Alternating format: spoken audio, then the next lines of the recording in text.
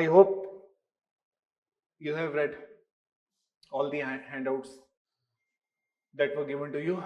I'm sure you must have read it at least 10 times by now, easily. Okay. Remember, the test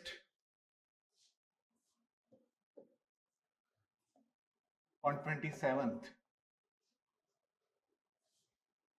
is going to be very tough, tougher than UPSC. Okay. And I'll tell you why. Okay, you will eventually get to know why. But trust me, it is going to be very tough. Okay. Toughest.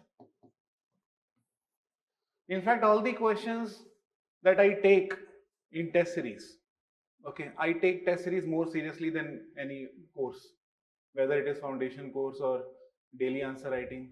Test series I think is more important than any other course, because foundation is, is a different thing altogether. You are training students to think like that. Okay. And testing is to see whether they have really thought like that or not. So it actually tests what you have learned in foundation. Okay.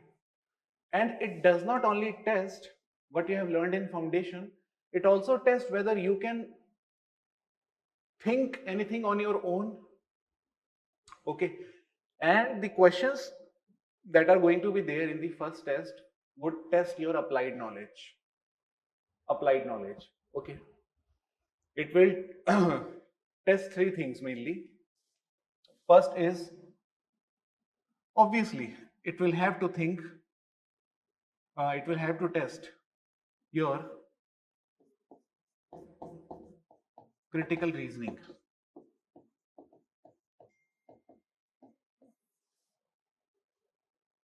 Critical reasoning. Okay. Second, comprehension skills.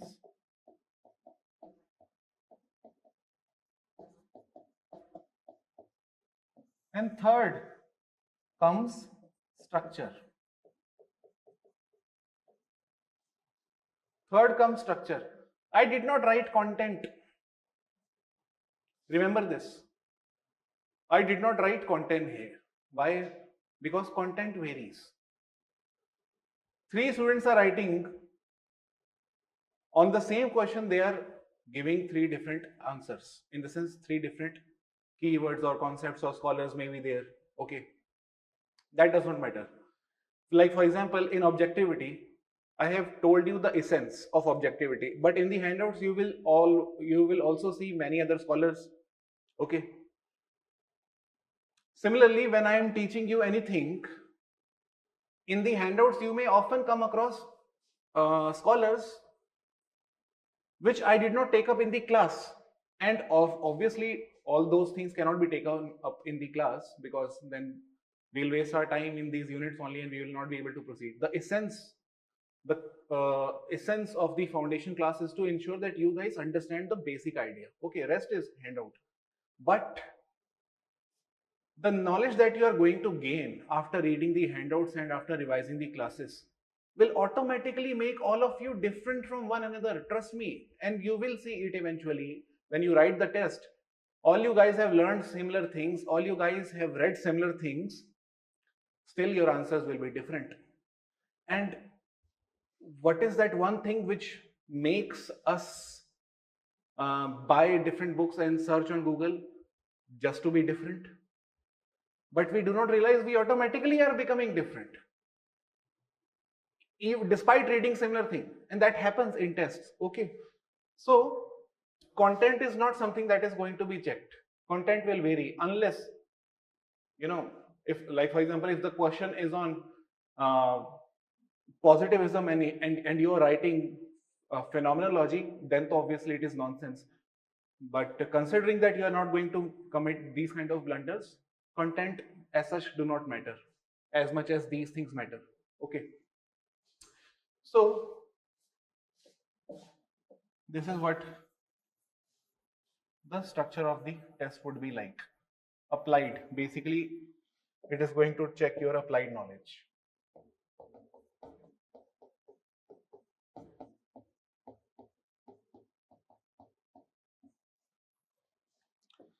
Now,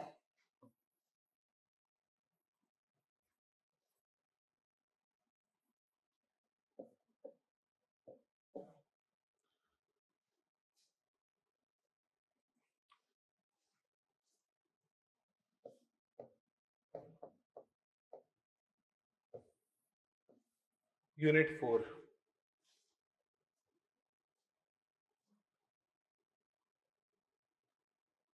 Unit 4 is, the core, the heart of paper 1.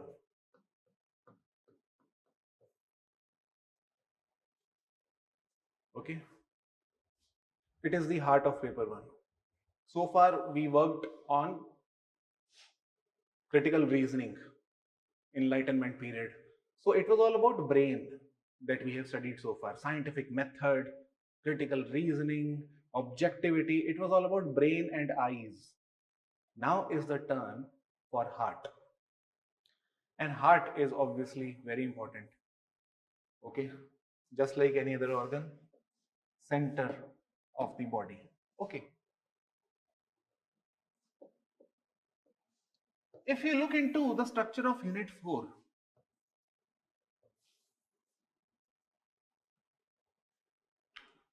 just like parliamentary system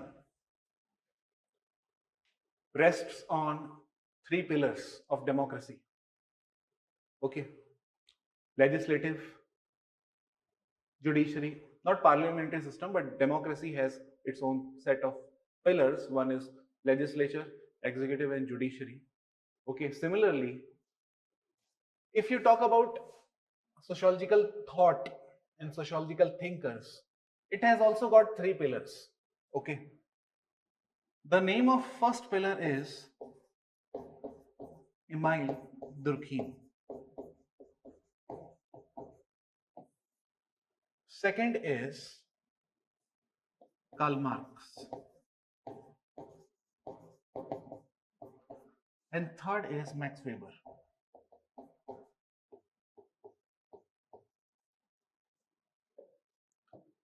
And these 3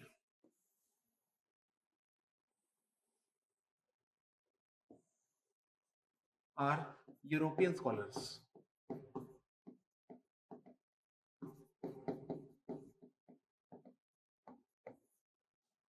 These 3 are European scholars. Okay.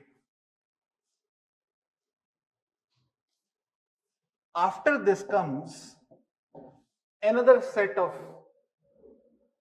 scholars like Talcott Parsons,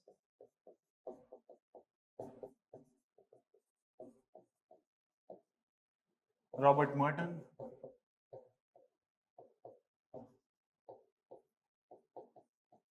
and George Herbert Mead.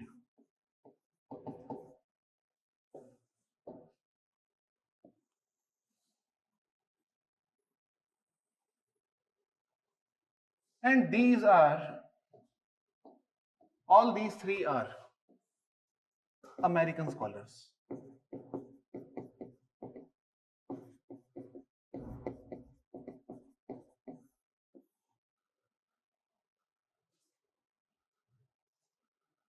Okay.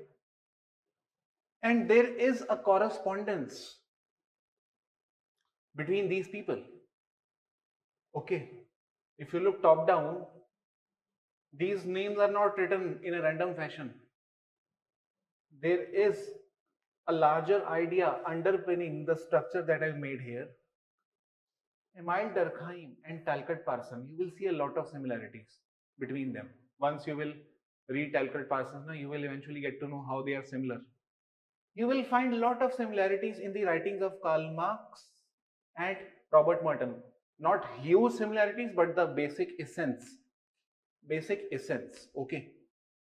You will see that Robert Merton is highly influenced not only by Karl Marx, also by Emile Durkheim, and also by Max Weber. And that is why Robert Merton, is right at the middle of these 3. Durkheim, Max Weber, Karl Marx is equal to Robert Merton. So think what kind of person he would be. Okay. Max Weber's thought align very much with the ideas of George Herbert Mead. George Herbert Mead was basically nothing but largely influenced by the writings of Max Weber only. And if you remember, I talked about social action theory, and it was only because of social action that we, uh, you know, started discussing phenomenology. If you remember, social action is the larger umbrella under which comes phenomenology, and phenomenology includes symbolic interactionism.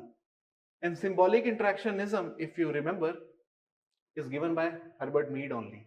So basically, the ideological father of Mead is Max Weber only. Okay. So remember these things. Okay.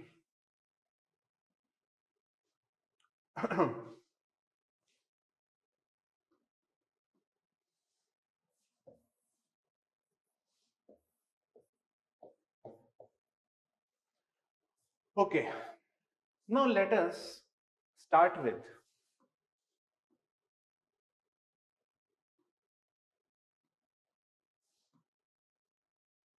this man. Okay. Emile Durkheim.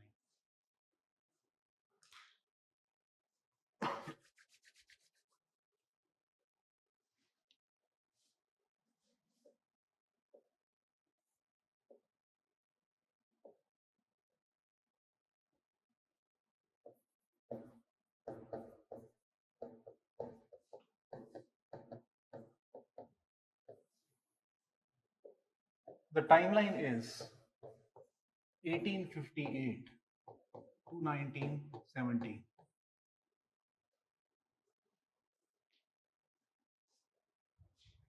1858 to 1970.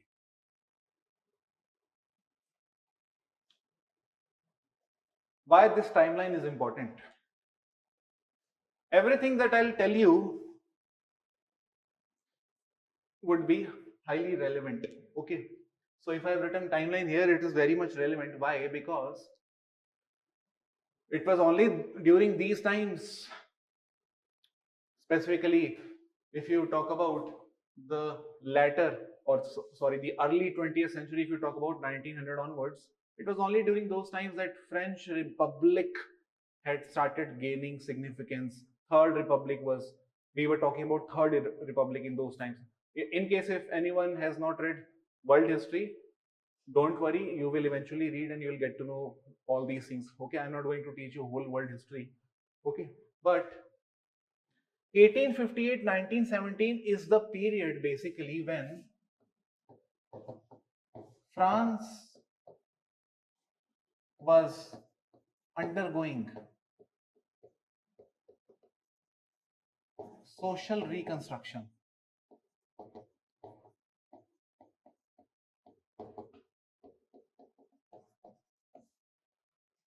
France was undergoing social reconstruction.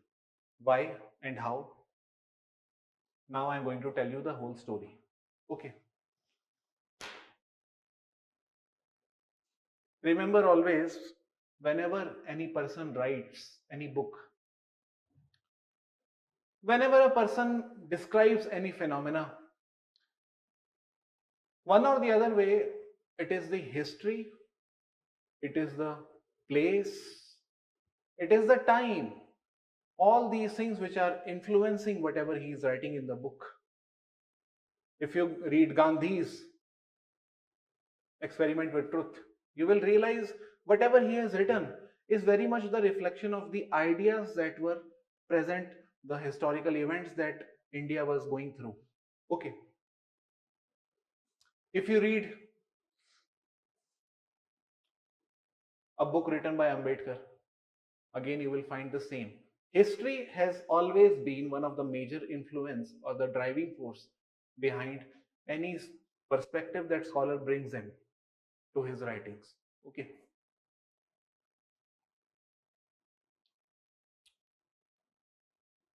Durkheim was no exception to that. You know, Durkheim was born in the city of Epinal, France. Okay, and he was belonging to a family of Jews. Jews. Okay, Jews. And in those times, the major practice of Jews was largely to follow the occupation of religious priesthood. Largely, most of them were priests, and they call their priest as rabbi, rabbi, Rabbi. Just like we call our priest as Brahmins, they used to call their priest as rabbi. Okay, rabbi is the preacher. Okay, and Durkheim was born to a family where people were becoming rabbis, and his father was eighth generation rabbi, by the way. Okay, so obviously everybody had similar expectations from Durkheim as well. Now Durkheim is going to become the ninth rabbi of the Jewish family. Okay, but Durkheim broke this legacy. He broke this legacy.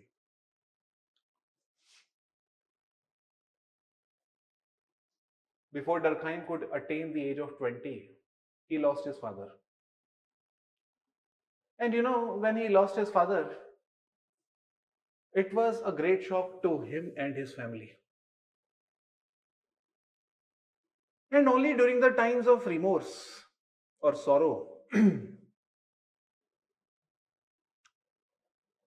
the kind of changes that personality development program intends to make in us somehow automatically inculcates in us when we are going through such tumultuous times, such times where we have to face sorrow. Okay, when he lost his father, somehow, if you read his later work, you will realize that had he not lost his father, he would not have become what he became. That was Emile Durkheim, the founder of French sociological theory. Okay, somehow sorrows and pains are conducive to the personality's growth, to the growth of a personality. And again, Durkheim is no exception to this rule. If Ambedkar had not felt discrimination every day in his life, he would not have become what he became. You know, Ambedkar never used to be given any permission to sit in the class. Okay, since he belonged to Dalit community, he was never given permission to sit in the class. He was always asked by the teachers to stand outside and listen to whatever we are teaching. Okay.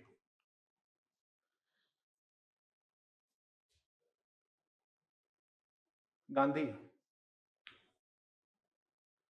It was the crisis in Indian society that made Gandhi what he became. If India was not going through such situation, you know, every day he was part of one or the other movement. This is what he was doing. This is what he has done all his life. He has only experienced pain, sorrows, misery, sufferings, sometimes of sometimes of mill workers of Ahmedabad, sometimes of indigo peasants, Champaran. Okay, sometimes the experiences or the sorrows of the untouchables. Okay, this is what he has done all his life, and these are the things which made Gandhi what he became. Karl Marx. You know, you will realize that most of the life that he has spent, especially I'm talking about later life, I'm not talking about the young 20s Karl Marx. Okay, I'm talking about the 50 onwards. He had no support from his friends or family. Engels, who is generally regarded as one of a very close friend of Karl Marx, he had also stopped giving him money. उसने बोला बस कर यार, तू उड़ा देता है, ठीक है. So he also stopped giving him any financial aid. And larger part of his life was spent in labor camps. Labor camps, in the sense, they were labor streets near the factories, and those streets were not safe or conducive enough for an individual to lead his life. It was all dirty. Okay, general squalor. That's how he has spent his life. He has seen poverty. He has experienced poverty. And out of this experience only, he is talking about uniting the workers. He felt like worker. He has spent his life like a worker. Okay, like an industrial worker. Max Weber. Max Weber has seen only one thing during his childhood. That was fight between his mother and father. Every day he used to see fight between his mother and father. His father was an IAS officer. Okay, his father was just, I'm talking about the exact parallel of the IAS. He was a bureaucrat. Okay. And Max Weber's mother was just like any other traditional housewife. Traditional housewife. Okay. And she used to serve the guests who would come to the house of Max Weber. The guests that Max Weber's father would ask them to come over. Okay, those people were served every day by his mother. And one or the other time, if sometimes what happens is, like, for example, if father is sitting with his guests and and if she is not serving properly, or if she has committed some kind of mistake, so what would happen eventually once the guests are gone? Then begins a brawl between these two people. And who was the victim of this brawl, this fight between these two so-called mature man and woman? It was the young Max Weber.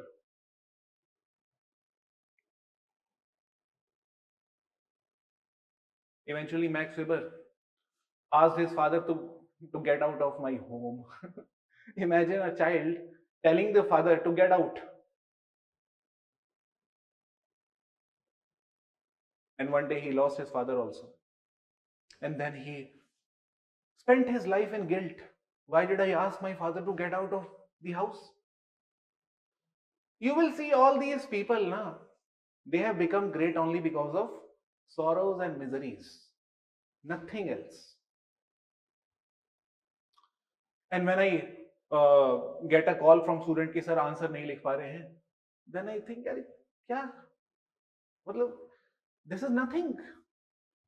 Okay, this is nothing. Structure वक्चर की tension मत लो, सब हो जाएगा. This is nothing. And you should in fact be happy that you are not able to write. If everything was so easy that you start writing and you complete the answer in 8 minutes with everything that is expected from you, तो फिर struggle किस बात का है? Okay, nothing comes so easily in the life. So if you are struggling, you should be happy, because very fortunate enough people get to struggle in their lives. And very few of them are lucky to become what these people have become. Okay. And you may also become one of them one day. Not thinker, but administrator. Okay. In fact, I remember when I was in class 11th and 12th, okay, I did not know about anything, in the sense, zero knowledge. Never studied anything in my life till class 10th, and this is very normal thing. Nobody studies, nobody takes school studies so seriously. Okay. So I did not know about IIT, had no idea about what is IIT, IIM, all these things were very new to me. Okay, only my father and mother knew about these things. Okay, so they, sent me to this institution. Okay, and they said, now you are enrolled, now you study. Okay, study efficiently, full dedication, you will clear IIT. I said okay. So what happened? I had taken very late admission. Very late admission. The program had already begun, and I took admission 3 months later. Okay, and there was this teacher who, I never used to like. I used to hate him a lot, and he used to teach organic chemistry. Organic chemistry is one subject which actually changed my life for many reasons. Okay, he used to ask questions to me when he knew that I have taken admission just 2 days back. How would I answer questions? Why would he used to ask me, stand up, answer this question? Why? How can I answer? I have only taken admission 2 days back. I'm yet to go through all those 3 months. And in those times, there was no concept of recorded lectures. Okay. It was only offline class. There was no concept of online classes. And unfortunately, you know, there were many girls also in the class. And I used to feel humiliated. You will feel more humiliation when you are humiliated in front of a girl or a boy. Like for example, if you are a girl, if you are humiliated in front of a boy, you will feel more humiliation. Okay, especially if that boy is your friend. Okay, so in those times we had so many girls and boys in the classes, and few of them were my school friends also. And I used to feel humiliated a lot, a lot. And since I could not bear this humiliation, one day I decided that what will happen. I used to live in this fear. He was one of that teacher who would stare at students like this, and I used to be like this. No, no, no, please don't ask me this question. मेरे से मत पूछ लेना भाई गलती से भी, ठीक है? तो one day, finally he said, "Get out of my class." Okay. So I almost felt like crying there because nobody had ever said me anything like this. Okay. All that ego that I had in me, okay, I had this ego that, I belong to this family, my father is bureaucrat. All this ego got shattered in just one line: get out of my class. Nobody had ever said anything to me like this. And what did I do when I got out of the class? I immediately went to the bookstore, purchased one book. The book name was Morrison and Boyd. It was very popular book for organic chemistry. That is one book which I immediately bought. And I decided that now I will enter his class only after finishing this book. If not finish the whole book, which is very difficult task since the book was never made for IIT. It was a very premier book made for higher studies in organic chemistry. Okay. So I purchased one more book. In those times there was publication, Arihant publication. Okay. So I purchased these two books and I started reading organic chemistry. I did not even go to my school. Okay, I left all the classes in my school. All day, 24/7, I was reading only one subject: organic chemistry. I left physics also. When you know that if you want to crack IIT, you have to read physics, you have to read maths, you have to read physical chemistry also. But I left everything, read only one thing, that is organic chemistry. And this I did for 10 days.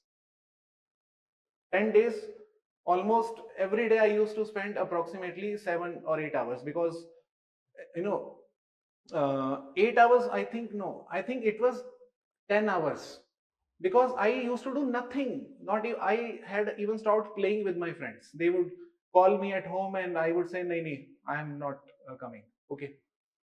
And in those times, studying for 10 hours was very easy because there was no concept of mobile phone, Facebook, Orkut, all those things. Okay. And after 10 days or 15, 16 odd days, finally, I went to that class, okay, and that teacher was talking about some theory, okay. Uh, as far as I can remember, it was some Kenny zero reaction that he was talking about, and I raised my hand, okay. Okay, now you ask me now, okay. Leave every other else. Now you ask me. I had this grudge inside me that you will have to ask me today, okay. Finally, I raised my hand. He said, uh, "Bolo," and then I gave the right answer, and then I was so happy. But had he not had he not given me this treatment, I would not have learned organic chemistry. And in the coaching classes, the position was like this, that I used to top in organic chemistry, and in physics I was very near to the bottom rank. So people used to think ये कैसा अजीब आदमी है, okay. But somehow I felt happy, okay. I studied something with full dedication, but at the end of the day, it was only because of that treatment that teacher had given to me. And finally, I cracked IIT only because of organic chemistry, okay. But today you cannot crack IIT only because of one subject, okay. You have to have equal command on all these subjects, okay. So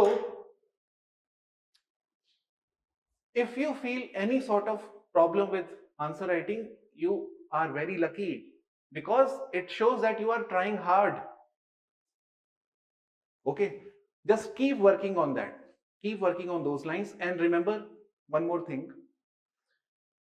You should refer. One thing I would sincerely tell you is that you should refer toppers copies, answers copies. Do not refer their notes. Please remember this one line, okay. This is very sincere advice that I'm giving to all of you. Never read toppers notes, but always refer their copies.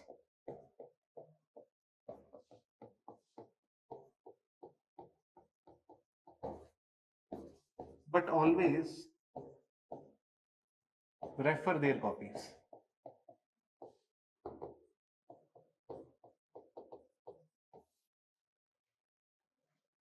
okay. And how to refer their copies? I'm giving you one very simple example, okay. For example, last year, in 2020's result, 2019's result, I think it was last year. So in 2019's result, uh, 3-4 toppers were very popular. Like one was Neha Bhonsle, okay, and 2 more students were there. Okay, so how to approach their copies?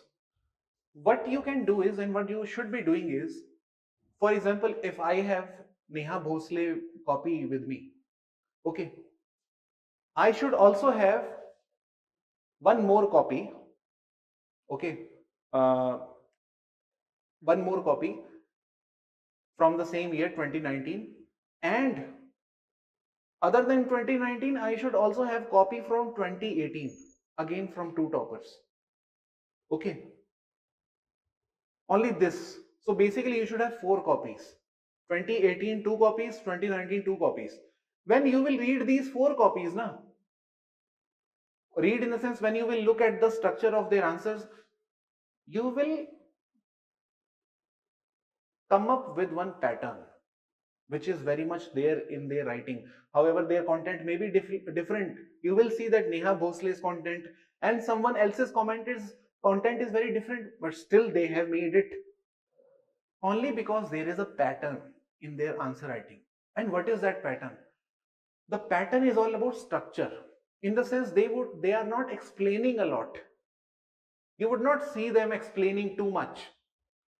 They know everything, okay, they know everything, but they are giving only hints to the examiner that since we have time constraints and you have also only asked us to write in 3 hours, so this is what we can do in 3 hours, okay. and examiner understands this. Okay, so you do not have to write everything. Like for example, if I'm talking about Enlightenment's contribution to sociology, does not mean that you start talking about all the names like Voltaire, Thomas Hobbes, John Locke, Rousseau, Mary Wollstonecraft, David Hume. No, it is a 10-mark question. You cannot afford to write all the names. Then what you have to do? Always, when you will see toppers copies, you will always see a pattern. In the sense, they start directly without talking about history of the origin or the origin of the phenomena. They are very strict with these things. They define first. Okay. They then, after definition comes example only. Okay. Just imagine a conversation between you and someone who does not know anything. First, you will explain him the meaning of that, and then he will ask me, I did not get it. Then you will say, for example, just imagine a conversation between you and someone who does not know, and you have to take this thing for granted that examiner does not know.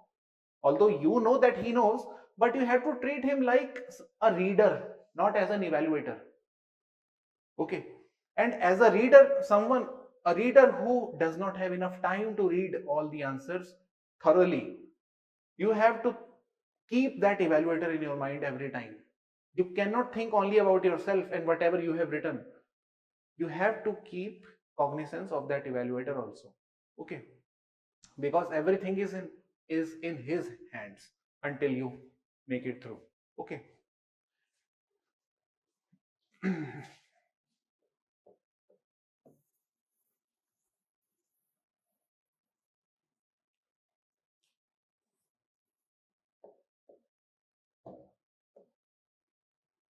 Durkheim.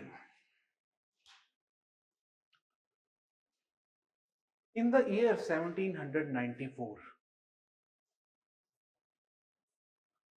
a very famous, reputed institution got established.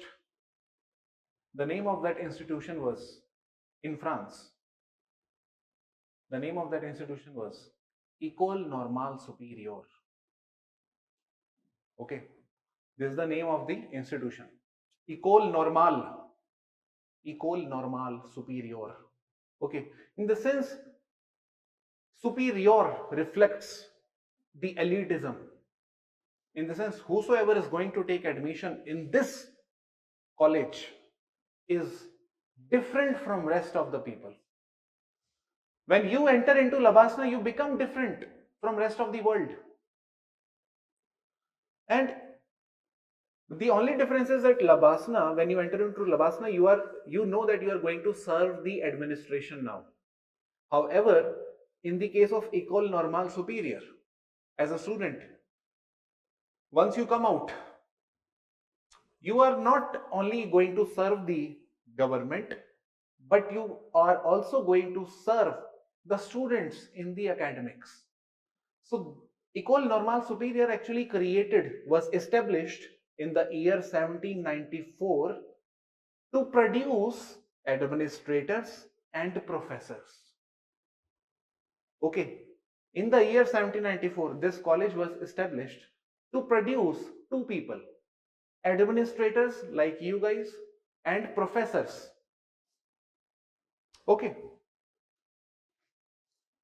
And if you know that 1794 is the year very close to the French Revolution period. Okay, in fact, the whole France was going through revolutionary phase till next 100 years. Okay, and 94 is very immediate to the 1789s. Okay. The objective of this school was to train administrators and professors to, like for example, if professors are produced from this college, the objective of the professors would be to develop critical reasoning amongst the students. If you remember, the whole Enlightenment was all about critical reasoning, okay, rationality. Now, France wanted to inculcate these values amongst the students also. The revolution happened only because of, not only but largely because of Enlightenment scholars. So obviously, it was the age of reason now, the so-called age of secularism, so age of critical thinking, rationality, scientific temper, and these are the values that France as a nation state would now want to inculcate amongst the students also. And who will inculcate these values amongst the students? Teachers, right? And who will work in a scientific fashion, administering the state and economy in a scientific fashion, giving recommendations so as to improve the economic structure or the political structures? Who will do this? IAS officers. So therefore, école normale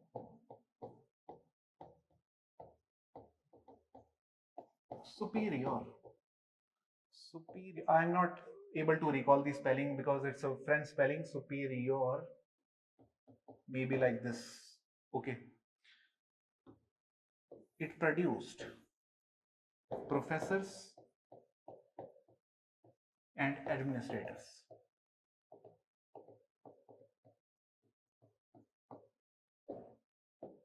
The philosophy of the school was to inculcate scientific values and critical reasoning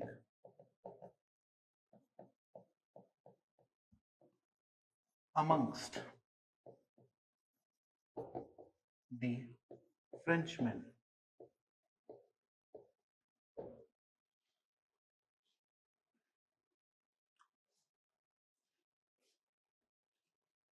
Okay.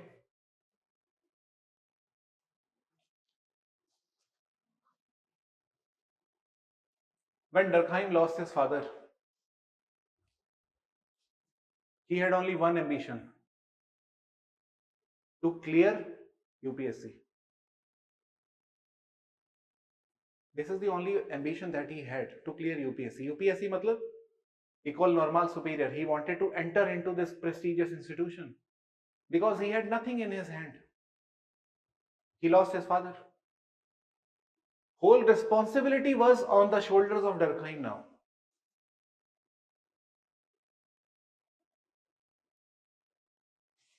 In the year 1878, when Durkheim was 20, one of his very close friend, he cleared UPSC.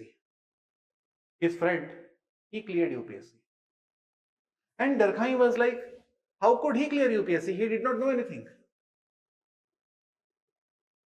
Okay. And then Durkheim felt more energized. If he can, definitely I too can easily. And the very next year, in 1879, he cleared UPSC. Durkheim also cleared UPSC. At the age of 21, he became youngest IAS officer of France. Okay, at the age of 21. And he finally got admission in this college. This is Durkheim. He got admission here. École Normale Supérieure at the age of 21. Okay.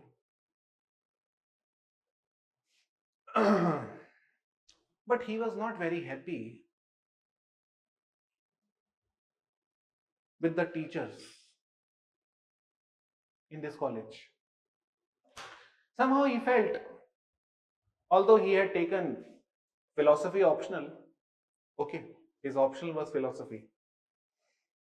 He was not very happy with the professors of philosophy. Why? Because he believed that professors are talking more about the glorious past. Okay, in the name of philosophy, what they are actually teaching us is history. And whatever philosophy they are teaching us is very abstract. In the sense, it is not going to help us inculcate the scientific values, so-called scientific value of critical reasoning, in the name of which this college was established. So Durkheim felt that the objective of this college is fine, but the people who are trying to inculcate these values are not so fine.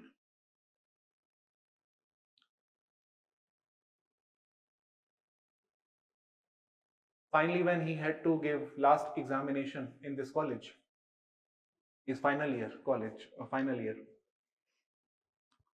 he did not get enough marks, and obviously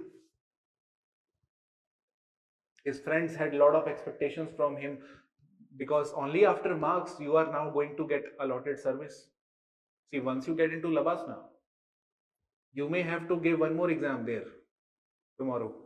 Okay, only then service will be allocated.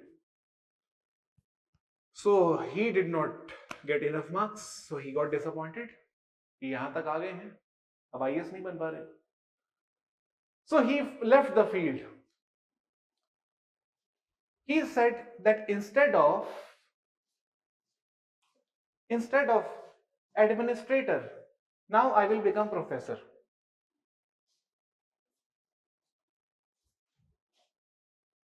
Okay, professor. Professor of what? Professor of philosophy and moral education.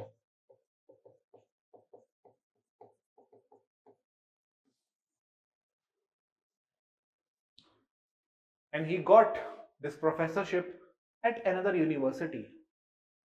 Okay, he did not get professorship in École Normale Supérieure. He got professorship in some other university, that was University of Bordeaux. Okay, University of Bordeaux.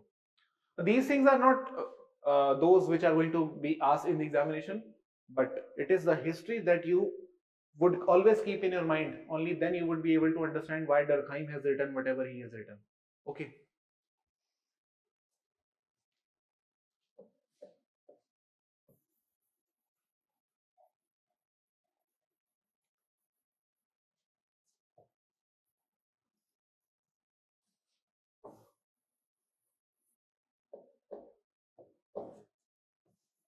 Professor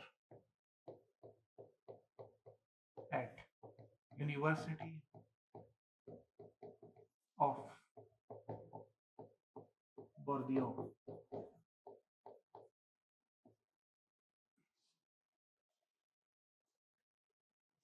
Okay. Now comes the core part. When he became professor, he knew what France was going through. And if you guys also remember, it was those times when religion was questioned in the name of secularism, monarchy was questioned, patriarchy was questioned, industrial strikes were happening, church and state, the strong cord between them had got broken.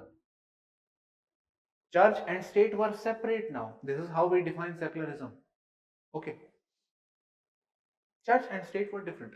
Church was not governing the monarchical state. Church was completely different institution now. State was now going to become a different institution now. But this period was very chaotic, in the sense the transition is not so easy. It is not that like for example, if I want to play games, I went to market, bought the games, and started playing on my computer. This is what happens in the normal life. But imagine someone overthrowing monarchy, talking about establishment of republic. It is not going to happen overnight. Okay, it is a very long phase, and this phase may be characterized by a lot of tension, lot of executions, lot of wars. And in those times only, there was a war going on between France and Prussia. Prussia, not Russia, France and Prussia. Okay. Not many things were going on. The phase was not stable. It was highly chaotic, disorderly phase, if you remember the idea of functionalism. Okay. So Durkheim felt that I, as a professor of philosophy and moral education, I should be inculcating patriotism, moralism, spirit of fraternity, okay, nationalism. He was that professor who wanted to assimilate all the people together in one thread.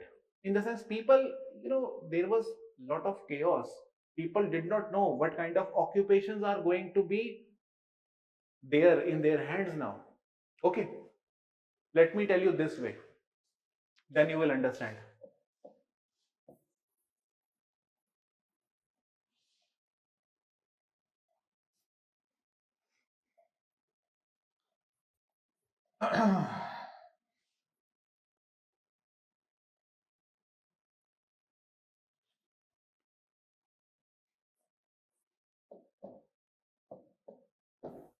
This was the old France. First, second, third. French Revolution.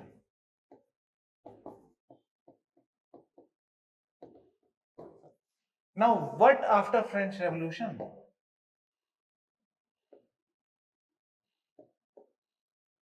People only had abstract ideas in their mind.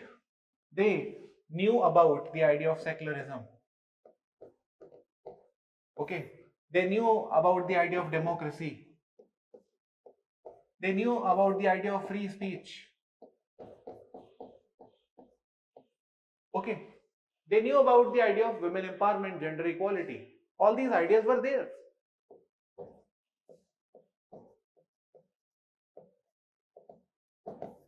But these ideas had not really come into existence.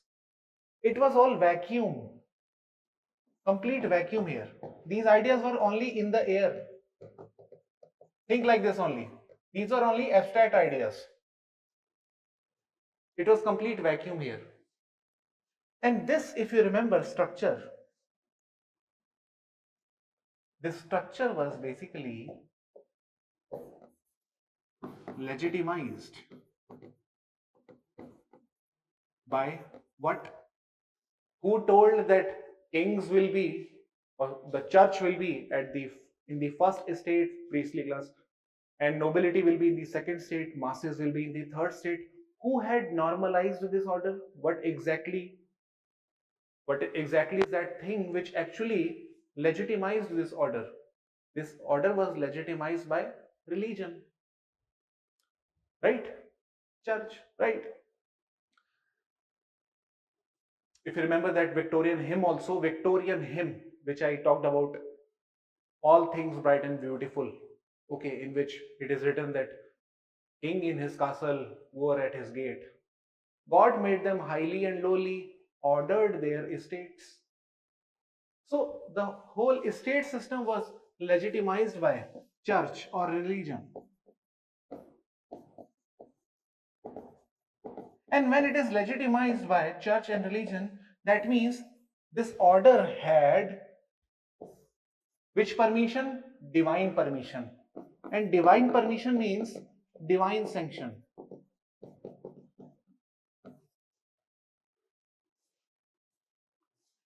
Right? But when French Revolution happened, what happened?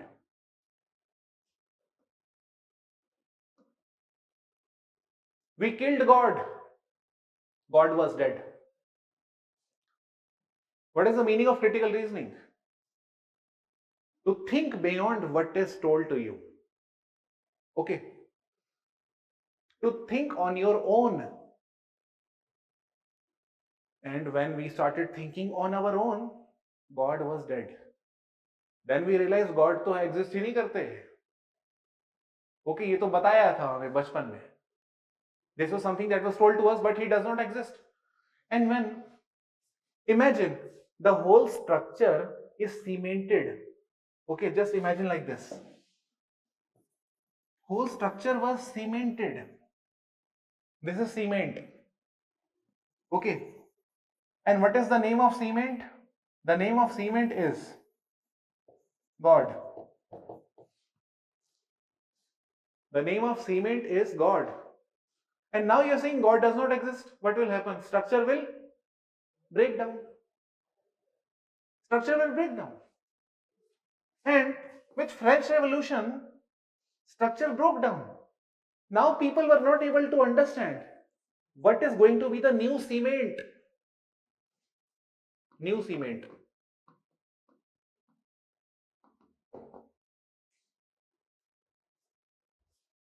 Understanding my point? Okay. What is going to be the new cement? And then multiple companies started advertising their cement on TV. Okay. so, so no, people were like, no, this is not the right cement. Some other cement is going to be used. Okay, because we are not going to construct building here. We are talking about social reconstruction of society. And that is why I told you. Somewhere here I had written that Durkheim's main intention was to reconstruct society. He wanted to figure out what is that new cement that is going to integrate all of us. Integrate all of us. Okay. Write down few lines, then I will explain. Okay.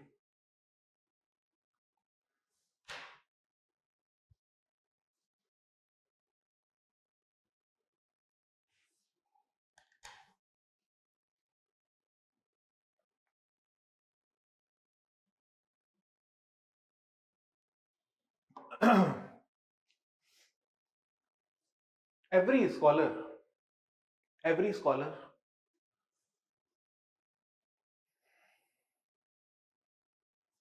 is a reflection of every scholar is a reflection of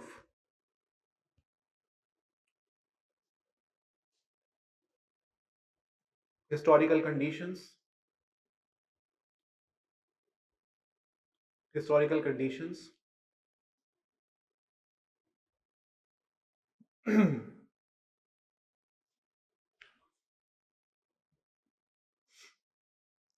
historical conditions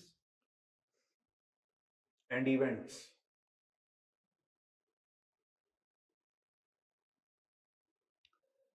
When Durkheim was full stop when Durkheim was writing a book when Durkheim was writing a book called as Division of Labor in Society. Okay, when Durkheim was writing a book, and this is one thing that is there in your syllabus. When Durkheim was writing a book, it was his book's name. Okay, the Division of Labor in Society.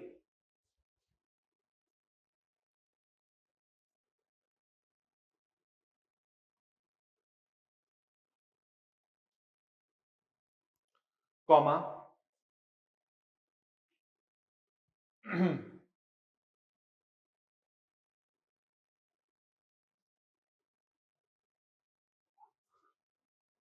When Durkheim was writing a book, The Division of Labor in Society, the larger idea, the larger idea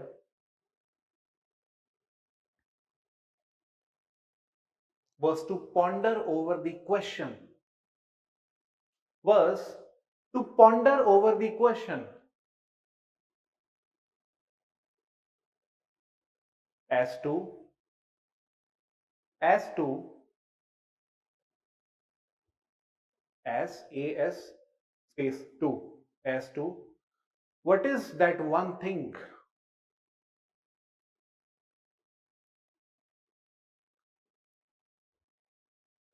which is going to integrate the society once again.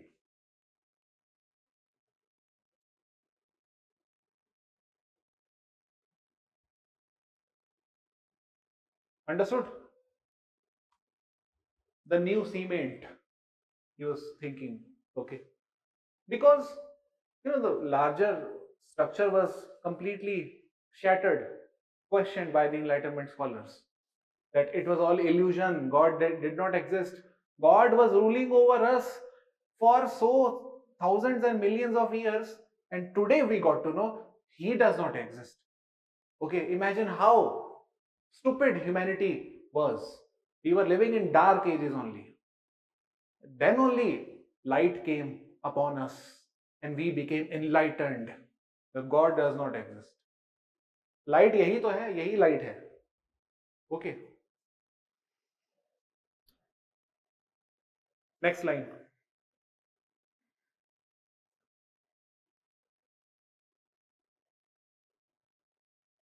Durkheim believed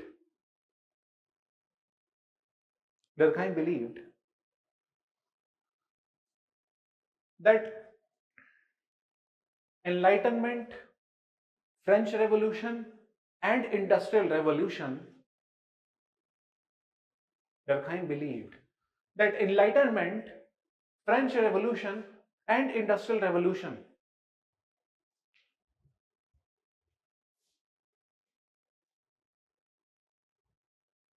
have shattered the traditional socio-economic structures of society.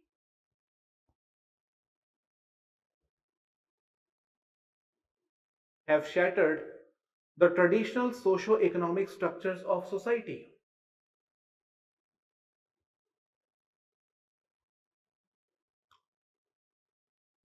Society which was governed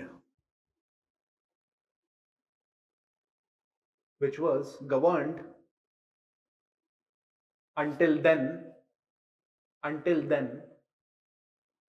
which was governed until then by a religious order.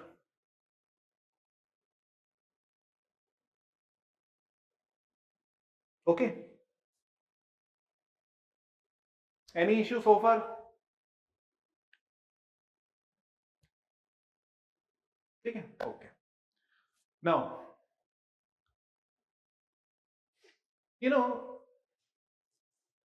in these times, and that is why I emphasized a lot on Unit 1, because I know we cannot understand scholars without understanding the history or the larger philosophical ideas which made them what they were. Okay,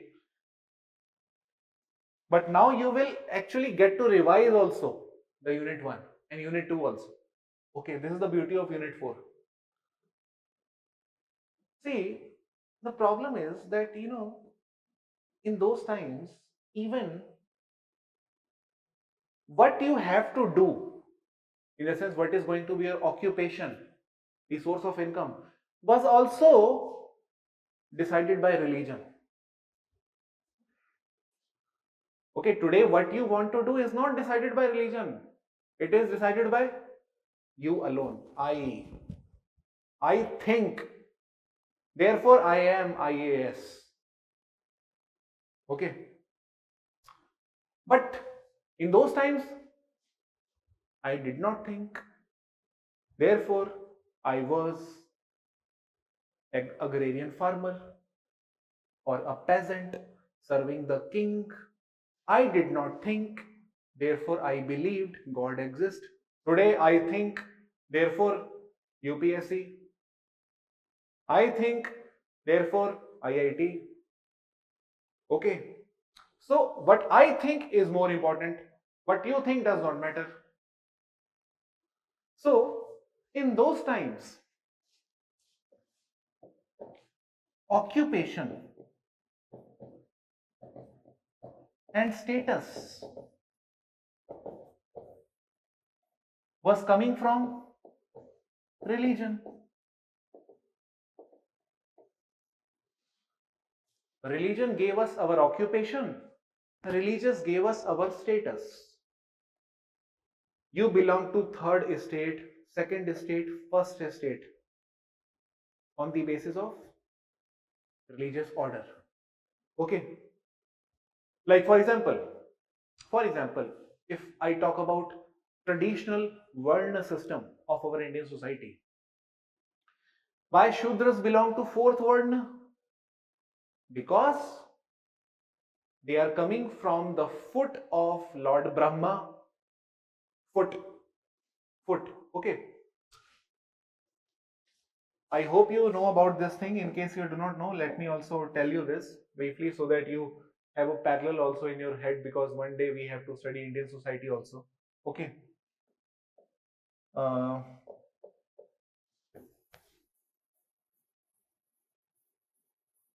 just giving you one parallel and then you will understand all these things eventually. This is what Indian system was.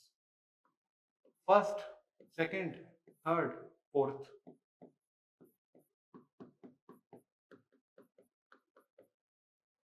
Very similar to this. This was a state system. This was Varna system. But there is no difference between Varna and state. Things are similar. Okay, we as student of sociology have to look for similarities only. These things may look different to a historian, although I'm not uh, demeaning historians. Historians also are enough conscious to look for parallels between these things. Okay, I'm talking about conventional history only. Okay,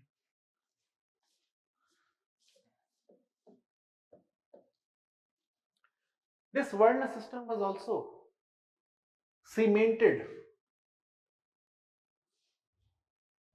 by Lord Brahma.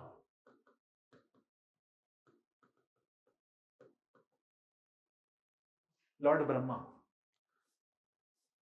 Okay, and what is the speciality of Lord Brahma? Lord Brahma is the creator of universe. Okay, he is creator of universe, whole universe.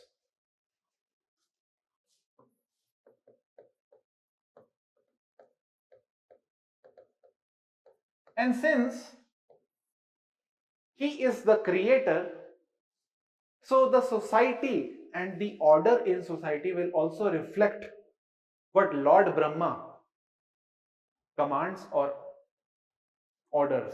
Okay, so the story goes something like this, that when Lord Brahma collapsed, okay, or when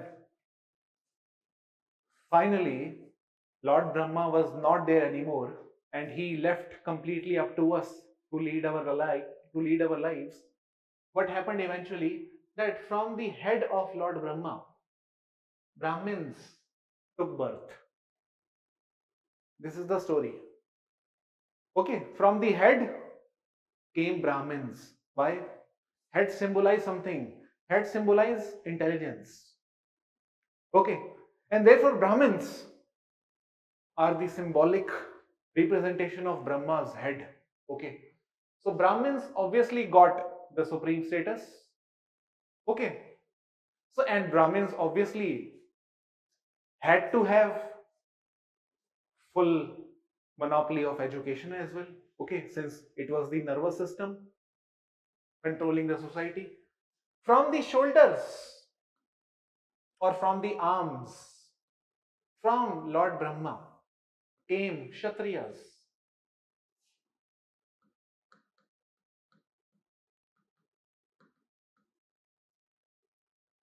Arms. Okay. Warriors. Warriors use their hands mainly. Okay.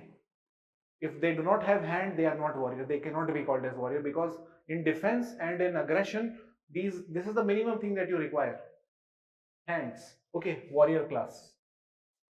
And arms reflect your strength. Okay, जैसे like for example Sunny Deol, 2.5 kilo का हाथ. So similarly, arms reflect your strength only. We also have arm wrestling. So strength is all about arms. यहाँ दिमाग का खेल ही नहीं है strength में. Okay. So, and third, from the thighs of Lord Brahma came Vaishya.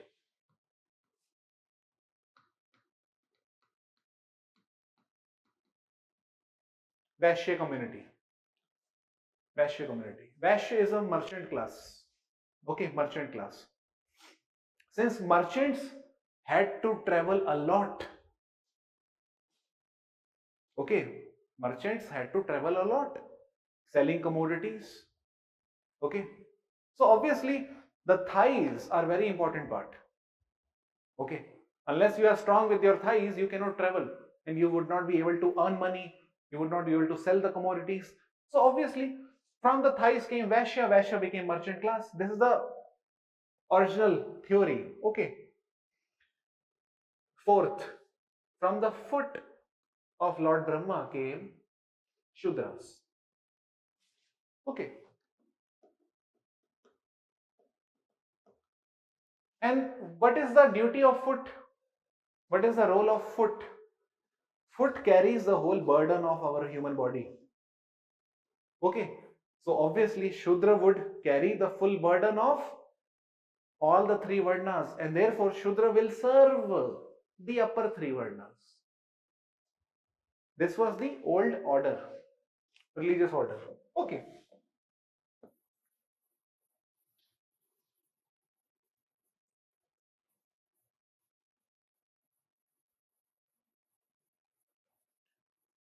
Now,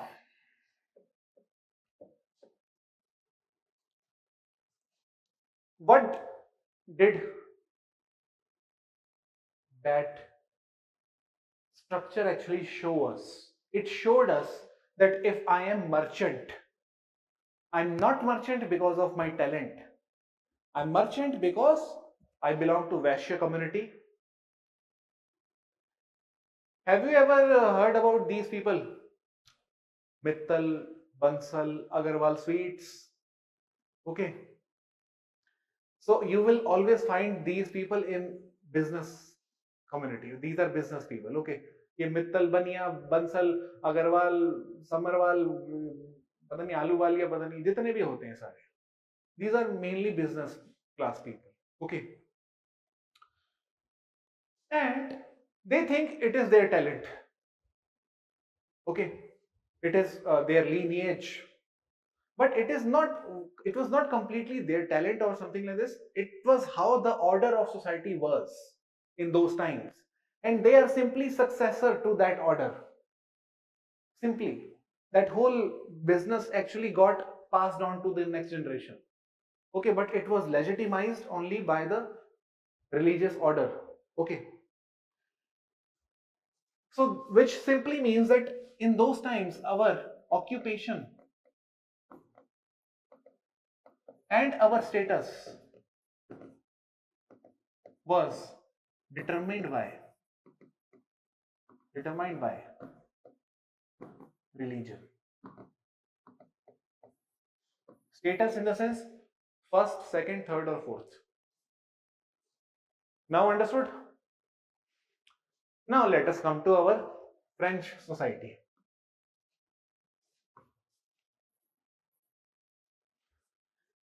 French society was no exception to this thing. Occupation and status was governed by religion. Okay. Now that we know that religion has been questioned, now who will decide what you are going to become? Who will decide your status? Obviously, it is this phase was write down.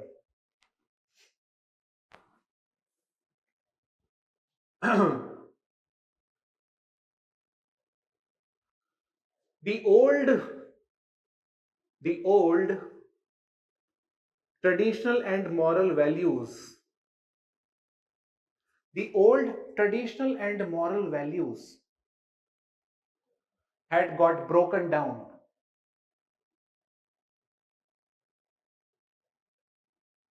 but the new values had not yet developed. The new values had not yet developed, in the sense not as strongly as that value system was developed. Okay,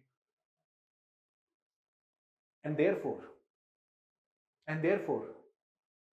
this phase was characterized as a phase of moral vacuum.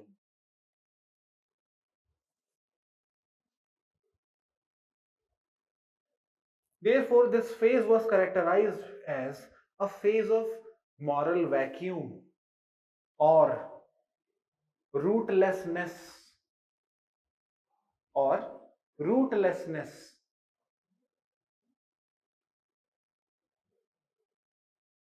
or chaos, confusion.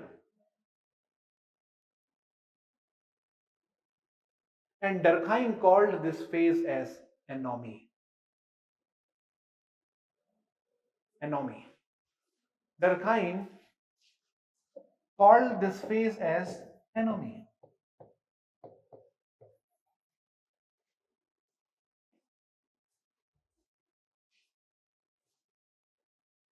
Okay. What is the meaning of anomie? A is a root word, root letter. A means absence. Okay. Norm means norms. So absence of norms. That is why he called it anomie.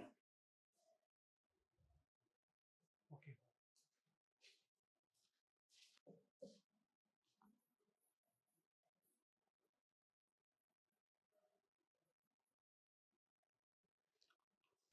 Next line.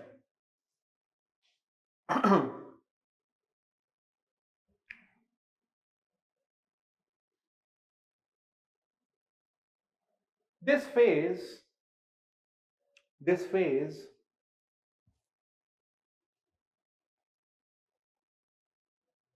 had also witnessed, this phase had also witnessed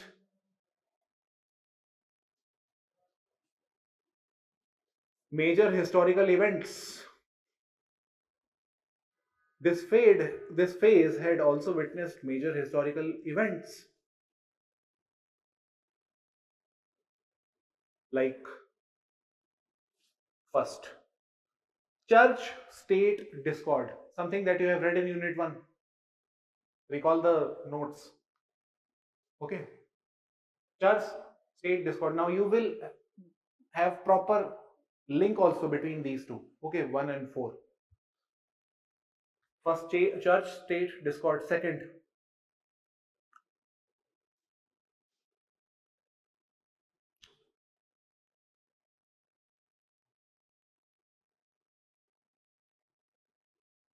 industrial strike. Industrial strikes. Acha, why industrial strikes were happening? Let me give you brief detail and then I'll talk about third point. When imagine for so long what I am going to be was decided by my Varna system, okay, or the estate system or some whatever that was legitimized by religion. Now today I am free to become whatever I want to, okay, but the problem is I do not have enough opportunities. Like for example, constitution tells me you can become whatever you want to, equality of opportunity, but my family do not have enough income. How would I take admission in the coaching to become what I want to become? Or how would I purchase those books which are required to become what I become? Okay. So just because you are given equality does not mean that you will become equal. You also need to have means to become what you want to become. Okay. Means are not easily available, not equally available to everyone. Okay.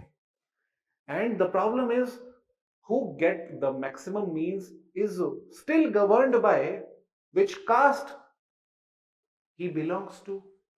Still, in the sense, although we have questioned and the structure is gone, that does not mean that no more people are religious, no more people have caste, no more people have varna. Okay, it is not this does not happen in the social world. Okay, we have questioned church, we have questioned monarchy. Okay, that does not mean that monarchs are dead. You would still find monarchs even in democracy. Okay, you would still find monarchs even in democracy. You would still find autocratic leaders in democracy. So it is not that we have democracy, so we would always have democratic people. No, it does not happen like this. Okay. So why industrial strikes were happening? When I have all the opportunities in my hand and I can do whatever I want to, but when I go to Delhi for the first time, okay, rickshaw wala, I'm asking him, drop me to old Rajendra Nagar. Then he looks at me, he says, 200 rupees, 200 rupees. Why? I don't have 200 rupees, I have only 100 rupees. And then he is not entertaining me. Okay. Then I'm trying to book Uber. Okay.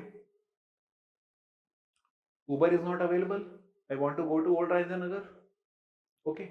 Someone dropped me somehow to Old Rajendra Nagar. Somehow I managed to get lift from someone. Okay. Some people were very nice. They gave me lift. Okay. We have nice people also in Delhi. Really nice. Okay. So the next. Now I want to have PG. Okay. But I do not have any contact. Who to contact to get accommodation? Then I came across a broker who was standing outside the coaching institution like this. Okay. And then he said, room? I said, हाँ room. Aajo. मैं चले गए. And then he said, 15,000 brokerage. Rent, 35,000. How would I live in Delhi? So these were the questions that I was thinking, that Constitution has told me you can become IAS, equality of opportunity, but I do not have enough resources in my hand. Okay. So this was the condition in France. Everything was in the air only. Secularism in the air, democracy in the air, free speech, gender equality, everything was in the air. Nothing was concrete. Okay. And this is the problem that was maximum faced by the third estate people. First and second estate people already had lot many privileges. They had been leading their lives in a luxurious fashion for a long time. Okay. The problem was faced by third estate people because it was the majority. Okay. Which was celebrating democracy or the idea of free speech or equality of opportunity. Okay. And even in the third estate, only the few privileged ones were the ones to avail all the opportunities. The so-called bourgeois class that is very favorite to Karl Marx. Okay. Because in the third estate only we had bourgeoisie, if you remember. Remember, na, middle class, bourgeoisie was a middle class in the third estate. It was not the so-called upper class. Okay. But who took the maximum advantage of French Revolution in the third estate? It was the bourgeoisie. These people opened industries. Okay. They told us, Ajo, we need you workers. Okay. And I came to Delhi. Okay. Okay. Not as a student. I came to Delhi as a worker. Okay. I came to Delhi as a worker. Now what happened? I see that as a worker, I am not given enough wage. Okay. And I do not have proper accommodation. Okay. Everything I had on my own in the village. Okay. I had people like me. I could gossip with them. Okay. And I used to earn enough to maintain my life. Here in Delhi, it's so costly. And the amount of wage that I'm getting is very low. I do not have people like me to talk to. The accommodation that I've gotten is not good enough to live my life here for the next 2 or 3 months. Okay, what will happen eventually? All the people who have come to the industrial area for the first time, they will start feeling cheated. That industrialist called us, we are giving opportunity to all of you, come here, but we do not have enough conditions proper to live our life here. What will happen? Ultimately we will strike. We will go for strike. We will form trade unions. We will gather. Okay, all of us will gather at one place. तुमको भी बुलाया था phone करके वहां से? हाँ बुलाया था. कितना बोला था तुमको देंगे?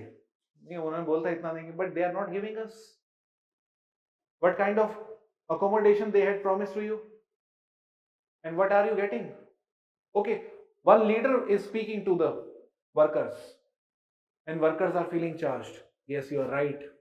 Okay, and then leader is saying, from tomorrow we are going for strike. No working operation. Industrial strikes happening. And Durkheim is watching all these things. Durkheim is thinking, we witnessed industrial revolution, but workers are not working. There is not harmony between management class and the working class. This is what he is witnessing. Okay, occupation status was governed by religion. Today it is all chaotic.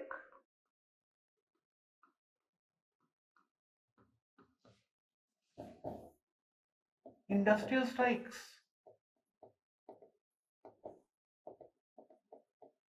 Okay, and let me also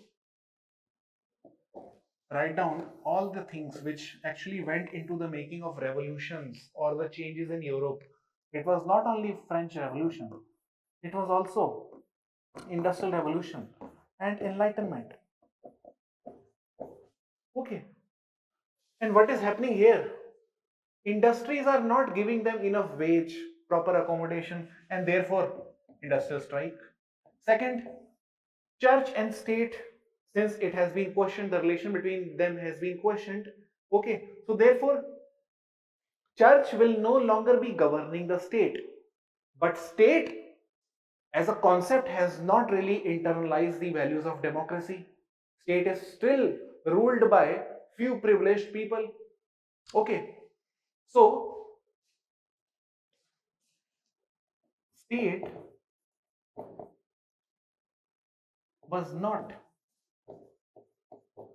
completely democratic.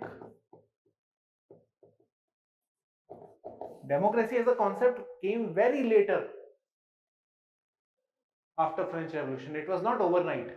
Okay, initially we were talking about republics, which were ruled by some leaders, some warriors. Okay, the people from the nobility. Okay, Napoleon, all those people. Okay, it was not completely ruled by the third estate. Third, industrial strikes were there. State was not completely democratic, and what else was there? Church state discord. Yes. And fourthly, most important, anti Semitism.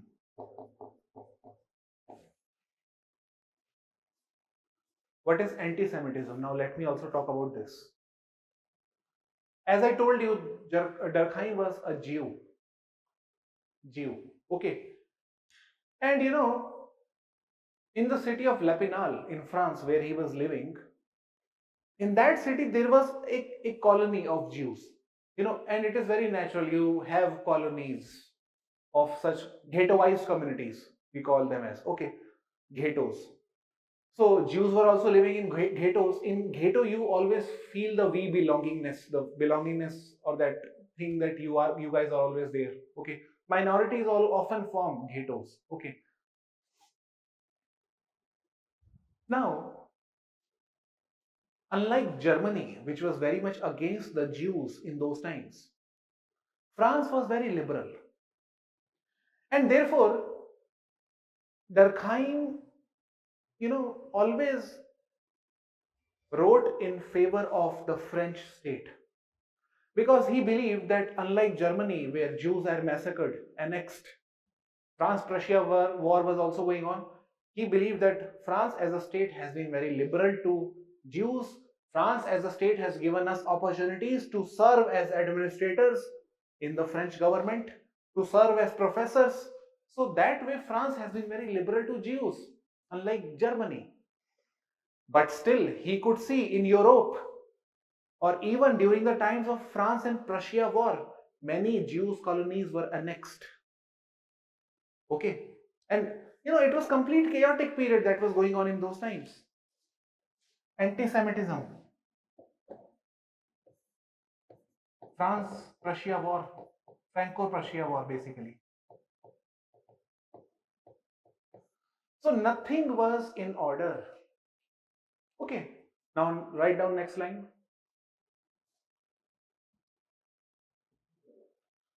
The whole objective of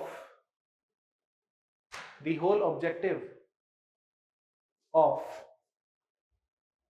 the book Division of Labor, the whole objective of the book, the Division of Labor, was to find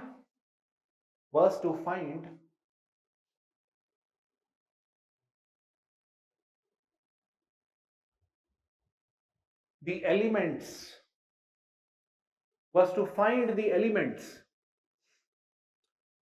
that can restore the social order,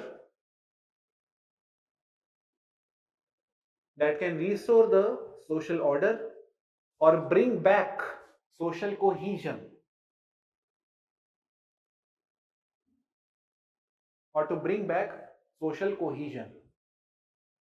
Okay, this you will remember. Now,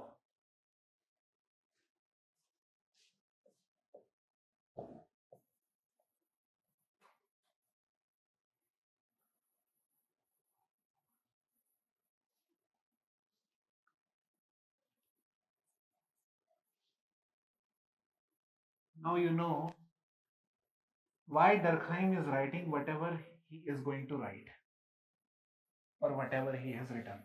Okay, we have 4 topics in our syllabus. One is division of labor in society. Second is social facts. Third is elementary forms of religious lives.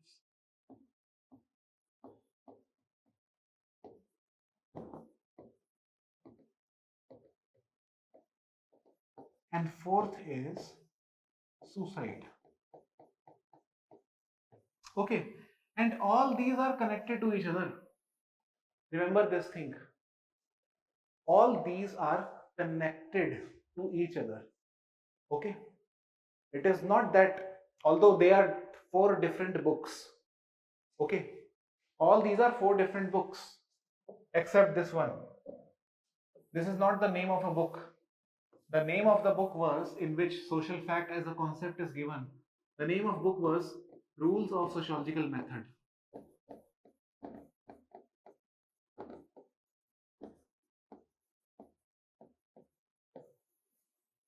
Okay, so all these, when I will teach you, you will find a pattern in there. Okay, remember, when these scholars are writing, they are not writing for a competitive exam. They are writing what they are seeing before them. Okay, but since we are appearing for competitive exam, we should also try to find parallels in their writings. Okay, and you will find the parallels also in their writings. Now, let us come to division of labor. Heading: division of labor. This should be your heading now.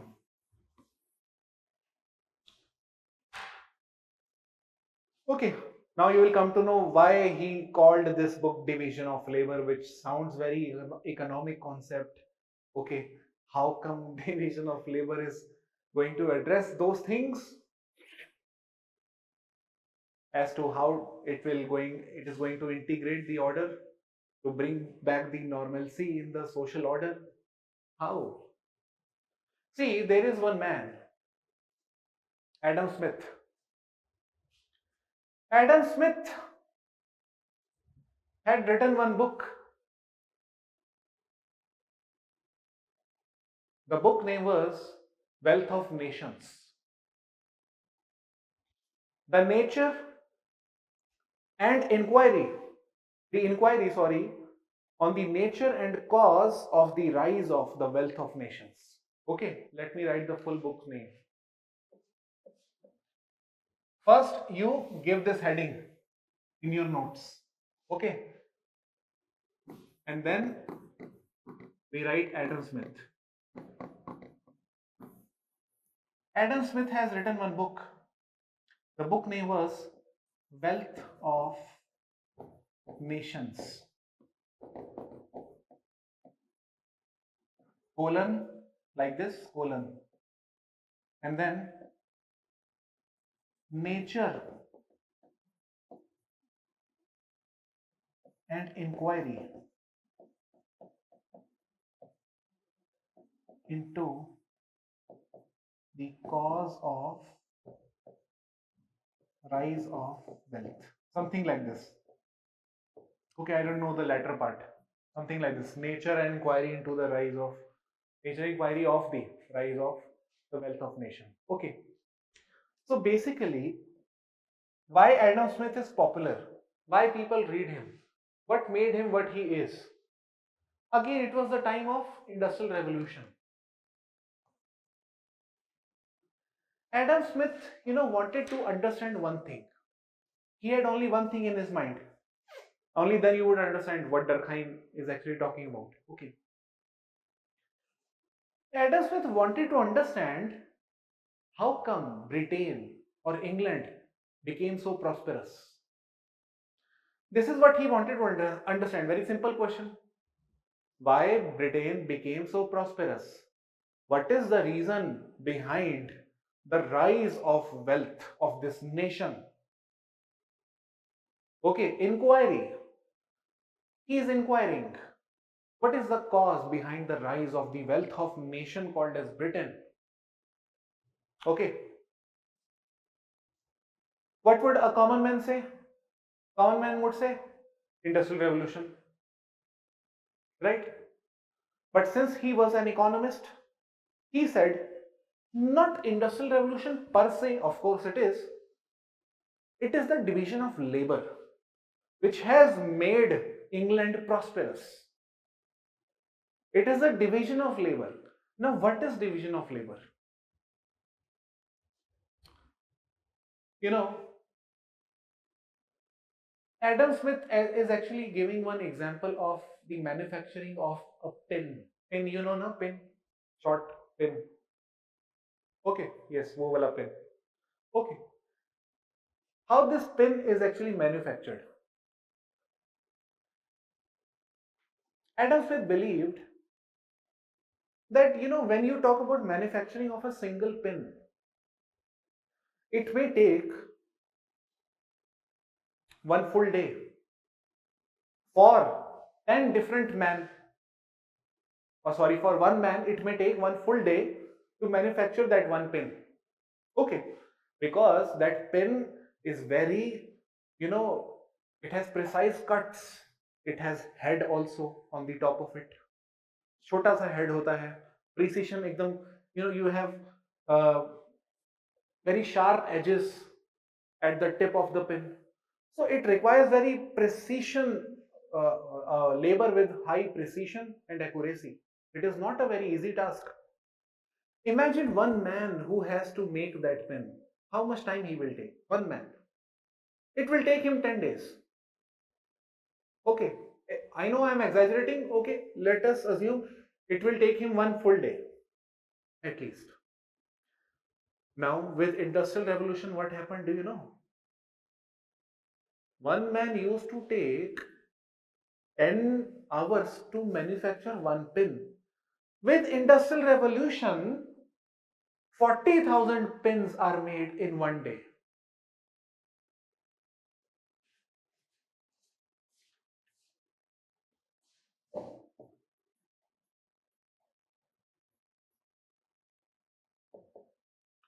Basically, pre-industrial revolution, if I talk about, and post-industrial revolution,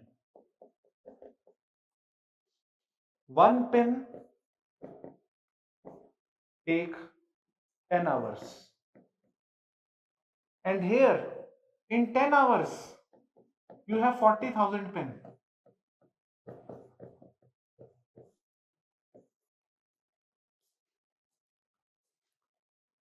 Okay. Now the question is this what made England prosperous? That England could make 40,000 pins in 10 hours? No. This is not what exactly made England prosperous. What actually made 40,000 pins possible in 10 hours is something that made England prosperous, and that was division of labor.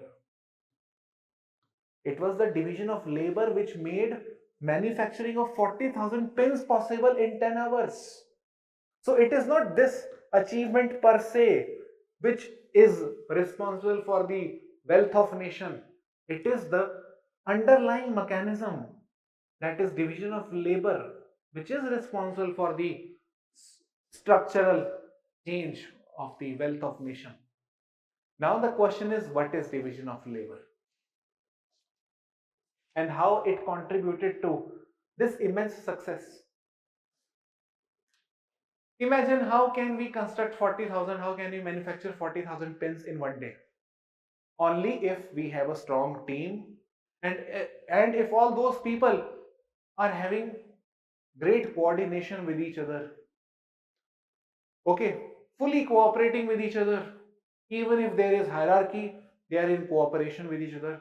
They are given proper breaks. They are also given entertainment in the industry itself. Like for example, Google or Microsoft, they give you great cushions or bean bags, okay, to sit on those bags, and you feel, wow, क्या life है मेरी, chill कर रहा हूँ मैं, AC चल रहा है बढ़िया. So these things are given to you so that you could be a productive labor. Okay, so Adam Smith said that all the facilities were given, and these facilities automatically created a sense of harmony, cooperation, and they felt really good with each other. Okay, and they जैसे we have a song in Bollywood also, साथ ही हाथ बढ़ाना, साथ ही हाथ बढ़ाना, साथ ही रे, ठीक है. तो वो क्या चल रहा है, वो इंडस्ट्रियल रेवोल्यूशन का ही ये है, वो कि सब काम कर रहे हैं मिलके, कॉपरेशन हो रहा है. ओके, एंड कॉपरेशन हो रहा है, हंस रहे हैं, खेल रहे हैं.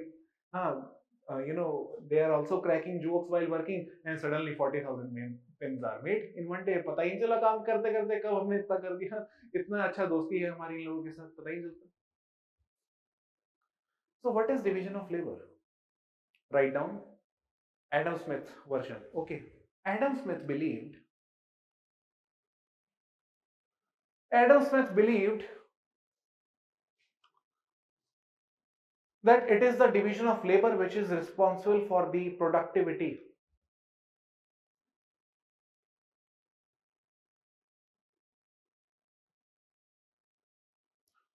It is the division of labor which is responsible for the productivity. Okay, which is responsible for the productivity. Okay, next, how exactly division of labor contributes to productivity? Write down, division of labor helps in allocation of task. Division of labor helps in effective allocation of tasks, effective allocation of tasks to the workers according to their specialization. Effective allocation of tasks to the workers according to their specialization. Okay, and when, next line, and when specialized workforce, and when specialized workforce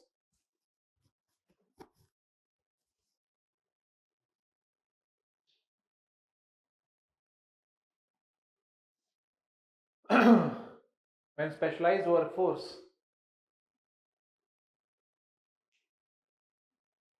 is involved in manufacturing process, it automatically yields larger benefits. It automatically yields or gives large benefits. Okay, so this was the idea of Adam Smith. Okay, like for example, let me talk about level up IS. Okay, in level up IS, like for example, just like any other coaching institution, we have here also we have hierarchy, manager supervisor relation. Here also we have, okay, all those things you will see just like we have in an organization. Those things are there just like any other institution. Okay, since everyone is specialized in his task, only then level up is able to level up itself. Imagine like this, na? Like for example, if management is giving his best, if management is speaking in a very soft tone, okay, and sounding very sophisticated, okay, and trying to convince that why we are the best ones, that means that they are doing the best job possible. Okay, they are specialized in this, and that is why we have recruited them. This was about the managerial class. The second is this faculty. Okay, if all of us are trying to give our best, okay, then also it will be beneficial for the larger organization. So when specialized people are assembled together and they do their task, obviously it will contribute to the productivity. And this is what happened in the Industrial Revolution. Okay, specialized people were assembled, and only then 40,000 pins would be produced in one day. This is the essence of Adam Smith's idea of division of labor. Okay, now let us come to Durkheim. And by the way, remember one thing, Durkheim was not a contemporary of Karl Marx. Okay, Karl Marx had already was already dead. Okay, when Durkheim took birth, Marx was already dead. Okay, Durkheim was a contemporary of Max Weber, but he never met Max Weber. He never met Max Weber. Okay, but somehow you will feel that Durkheim has read Karl Marx. Somehow you will feel, although these are those things which cannot be proven, because there are many people who write many journals also on these people. They say that when you try to compare their writings, it will feel as if all these three people, you will feel that all these three people, Durkheim, Max Weber and Karl Marx, were sitting together in one room, in one house, in three different rooms. Without interaction, they were writing, okay, under one roof in three different rooms, because you will find so much of similarities and conflicts on similar things, as if it was all planned, that when I will die, you Durkheim will be born and then Max Weber will come. Okay, so this was very magical. So anyhow, let me talk about Durkheim now, what Durkheim has to say on division of labor. you know if you look into the writing of Adam Smith, to you or to me or to anybody else, Adam Smith is looking at division of labor as an economic force purely, right? Division of labor as one force which has contributed to the productivity of the nation state. However, when you talk about Durkheim, to Durkheim, division of labor is not an economic force, not at all. To him, division of labor is a moral force. Moral. I'll tell you how. It is a moral force. Okay, and why moral? This is something that you will get to know once this topic is over. Okay, so write down. Durkheim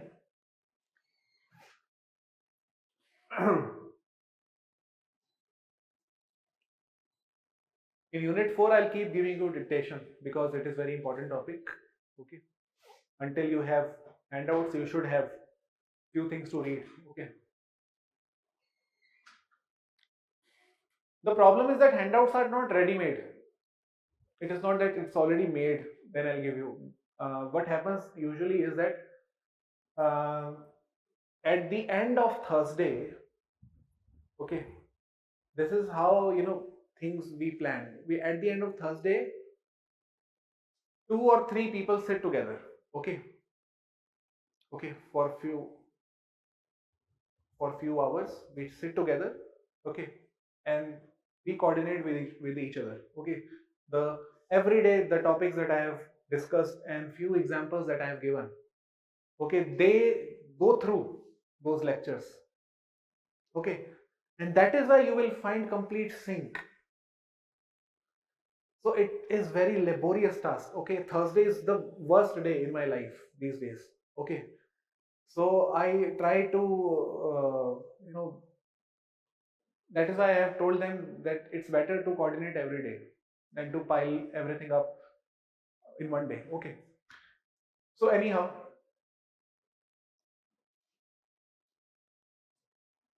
Durkheim believed that division of labor is not an economic force but a moral force.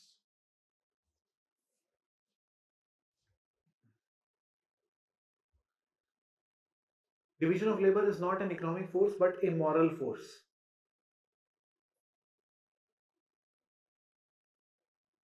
Because division of labor plays a very important function, because division of labor plays a very important function, that is to integrate the individuals,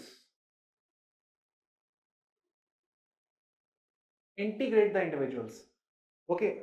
Now underline this line, integrate the individuals, which which which builds up social cohesion,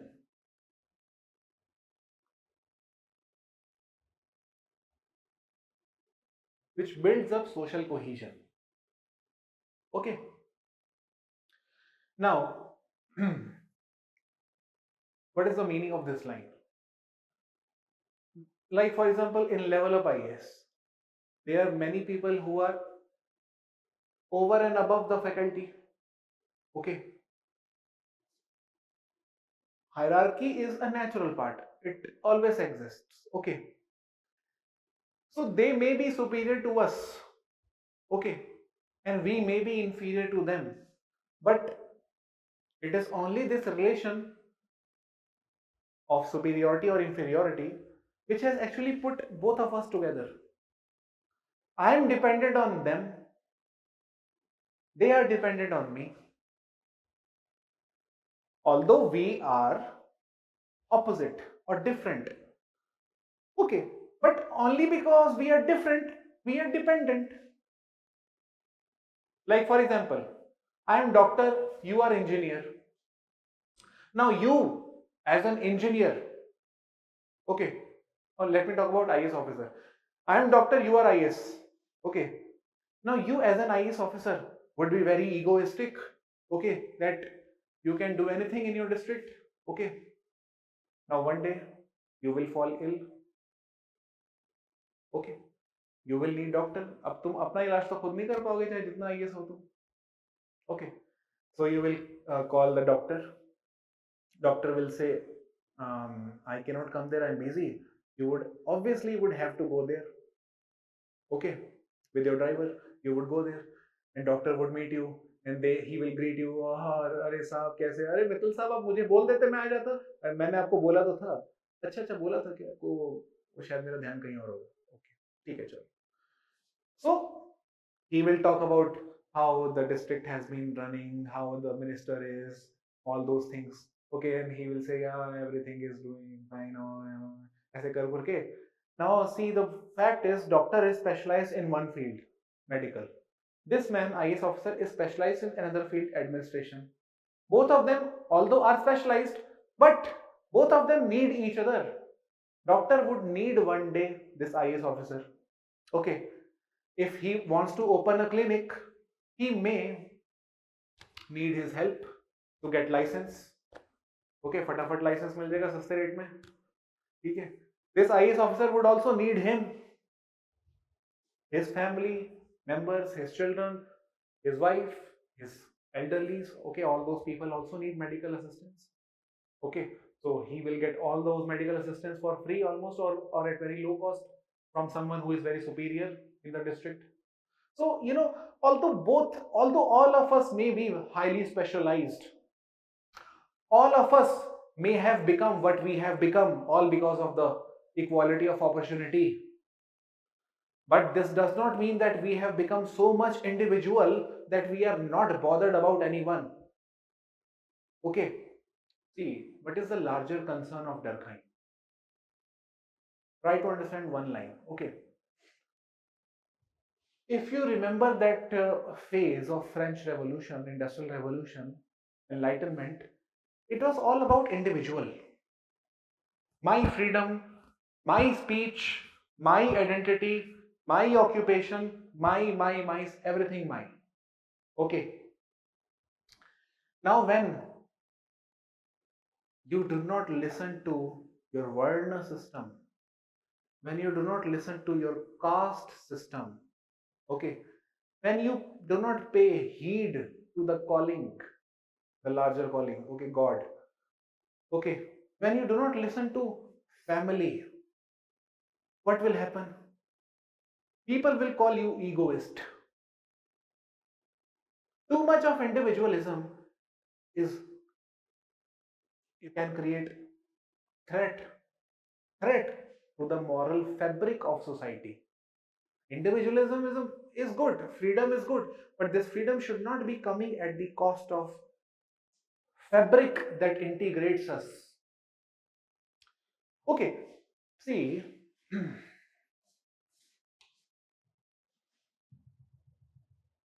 let me put it this way.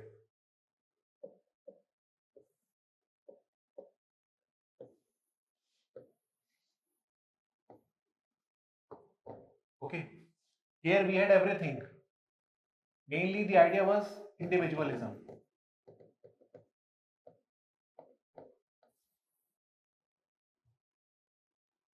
This was the main idea. Humanism, if you remember, Renaissance ultimately culminated into what? Individualism only. I think, therefore I am. God does not have anything to say on my occupation. Okay, I'll choose what I want to become. Okay. So, you would not bother whether you are women, whether you are Dalit, whether you are black. Okay.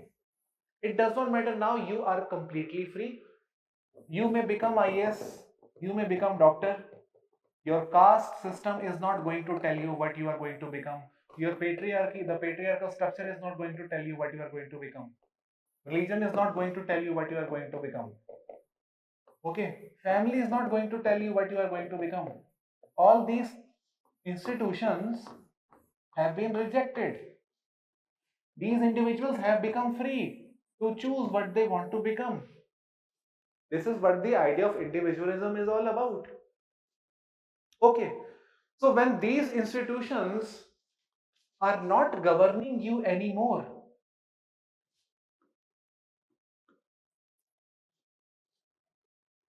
how did patriarchy control you? Patriarchy is nothing but, again, justified by religion only. Family governs individual, again justified by religion only. माता पिता भगवान के समान होते हैं. Caste system is governed by religion only. Patriarchy coming out from religion only. When you see, everything is was actually the product of religion only.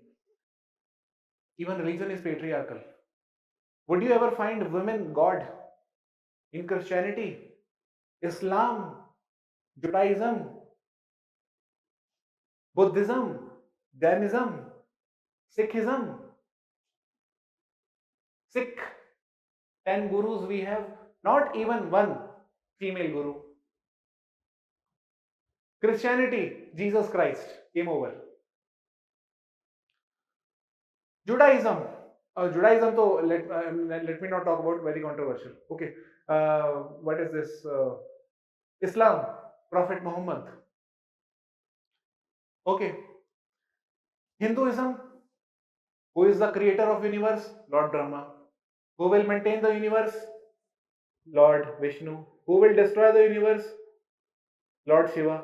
अरे women कहाँ है? वो क्या करेंगी? मेंटेनेंस का काम भी ये कर रहे हैं, बर्थ का काम भी ये कर रहे हैं, खत्म भी ये कर रहे हैं, वुमेन है ही नहीं. Okay, so religion was also patriarchal. Everything was legitimized by religion. The order of patriarchy, or the system of family, everything was maintained by religion. Now, when you have questioned religion, you have become so much individualist that now you would decide for yourself what you want to become. Okay, you would not listen to parents. As a girl, beta, you are girl child. IPS is not for you, beta. IPS nahi. Okay, now the problem is, okay, I know that girls do not really opt for IPS. Okay, that is their choice as well. I'm not saying that it is a choice, they have succumbed to the family pressure. No, it is not like that. Somehow they feel that no, it is their choice only. Okay, but the very idea of IPS officer, IPS officer, as an IPS officer, what is the thing that you are going to do? You have to maintain law and order. What is the meaning of this second word, order? It is not law. Law is already written. Order is something which is social. Okay, and if you cannot handle this order, okay, then it is not about whether you are male or female. It is only about effective administrator. See, as an IPS, you are not simply in charge of law, or law is not only about dealing with crime or criminals or gunda.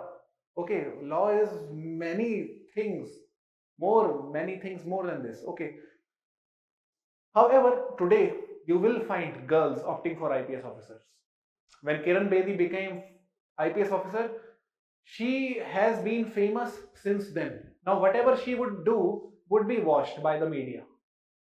She was the first girl to become IPS. She broke the norms, and that is why she became popular. Okay, so it happens when you have individualism, you have democratic rights, you want to exercise your rights, you will do something that is not traditionally legitimized or accepted. Okay, so Kiran Bedi became popular because somehow the family system, religion, or those things are not existing anymore.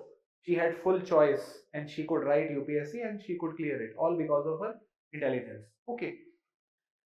Now the question is, when you have too much of individualism,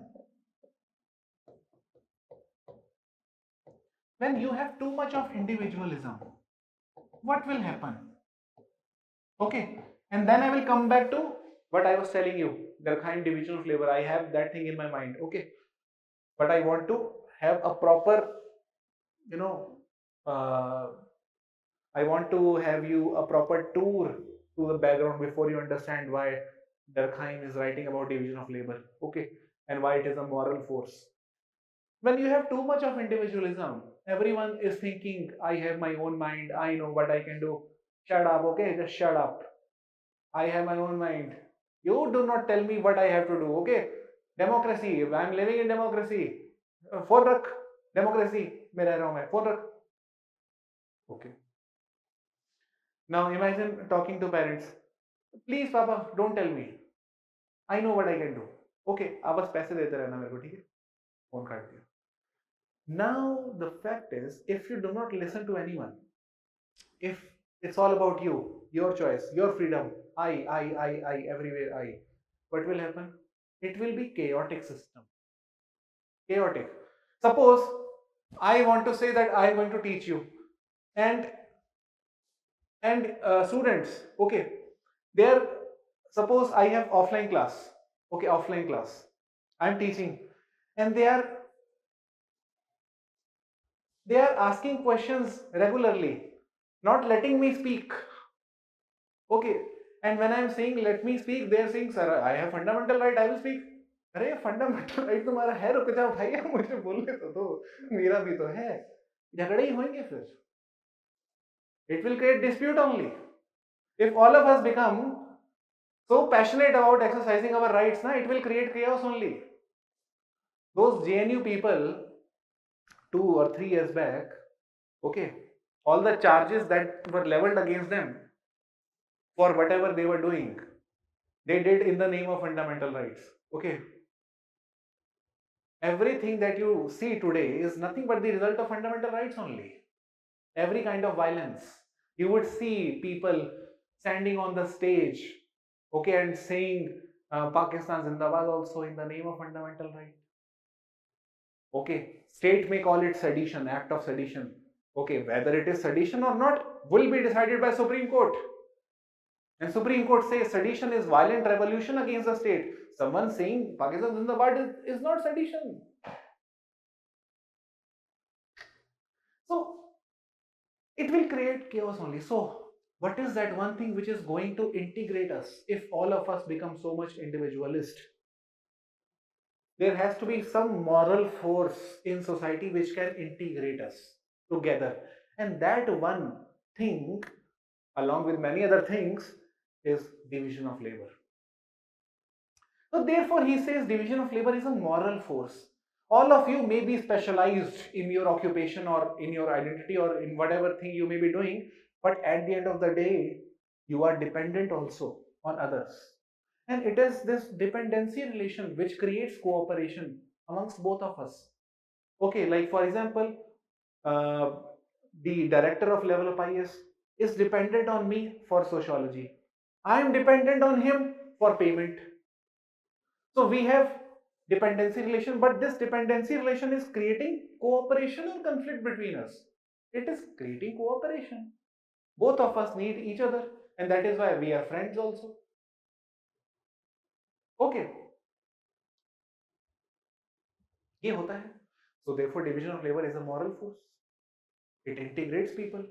Okay. Now write down. Time कितना हुआ है? अच्छा we have. अच्छा, let us do one thing. First write down and then.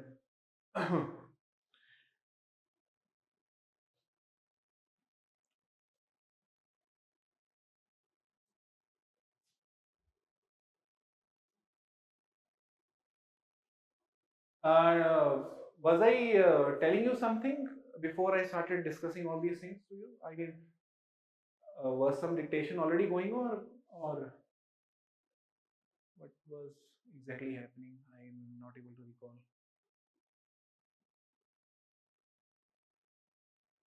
Durkheim believes that division of labor is not an economic force but moral force because division of labor plays a very important function, that is to integrate individuals which build up social cohesion. Yes, nice. Write down next line. Durkheim believed Durkheim believed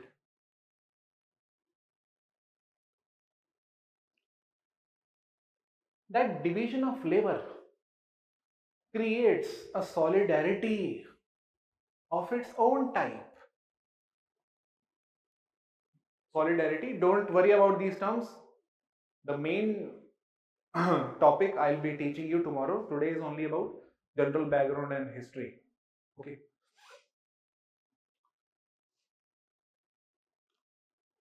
Solidarity of its own type.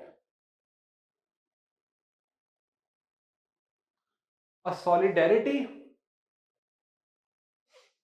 okay, colon, a solidarity as a result of interdependence. A solidarity as a result of interdependence.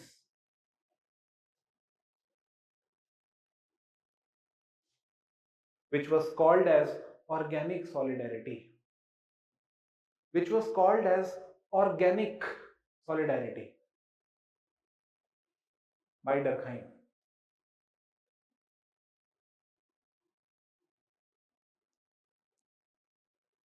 Okay.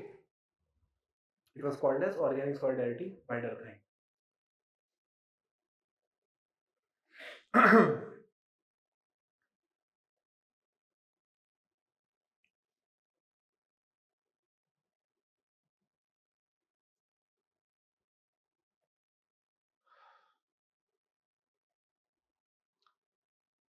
He believed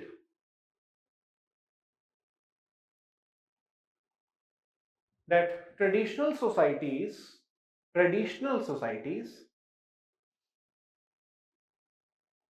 also had a solidarity. He believed traditional societies also had a solidarity. Of course, they also had solidarity. In those times also we had sense of cooperation, collaboration, etc. Also, those things were there, obviously. In fact, those things were more and more there because those times were all about collective beliefs. Today we talk about individualism. Okay, but since we had collective beliefs back there only, so obviously the solidarity would be very strong there. Okay, okay, people were not questioning patriarchy, everyone obeyed. People were not questioning religion, everyone obeyed. So collective belief was very strong, morality was high in those times. Okay, um, traditional societies also had solidarity, and this solidarity was mechanical in nature, and this solidarity was mechanical in nature, and he called it mechanical solidarity.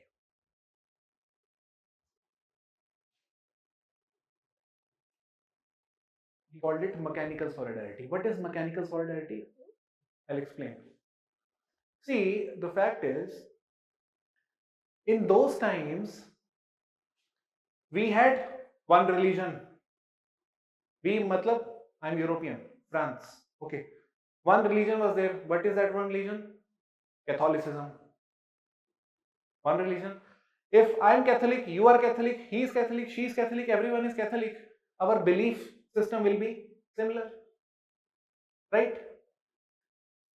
Of course, our choices will also be similar, quite similar. I'm not saying 100% similar.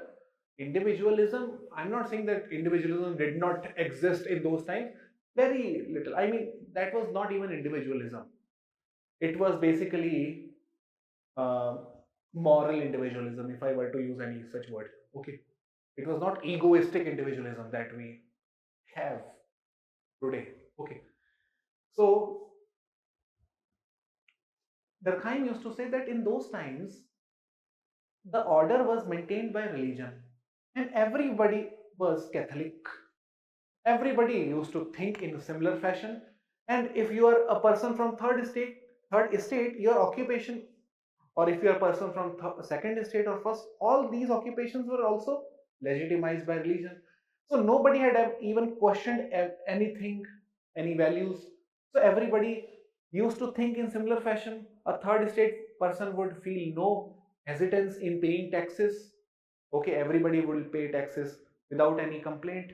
Okay, without thinking about criticizing God or all these nonsense order, they would simply obey.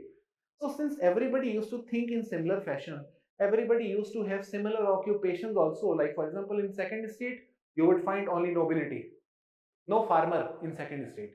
In third estate you will only find farmers, peasants or businessmen. No nobility or church priestly class in the third estate. In the first estate, you will always find homogeneous class, priestly class. So if you are obviously a member of any of these estates, the common value system is always there, which is going to prevail all across the estate. That is the larger religious Catholic values, which everyone is obeying. You may be Brahmin, then Kshatriya, Vaishya, Shudra. All of us may be different, but all of them are governed by one larger Hindu value system. So I accept my lower position because Hindu system tells me you will be my superior. So there was no dispute as such. Okay. So there was no dispute as such. And since there was no dispute, everything was, you know, comfortable. People used to speak also in a similar fashion. They used to attend the church at the same time. They used to meet regularly, discuss about God, paintings, all those things were there. So obviously, if everyone is thinking similarly, it is nothing but mechanical solidarity. The solidarity is coming, but the solidarity is the result of similarities that all of us have. Today we have solidarity not because of similarities. Today we have solidarity because of the differences. I am Dr. IS and you are IS officer.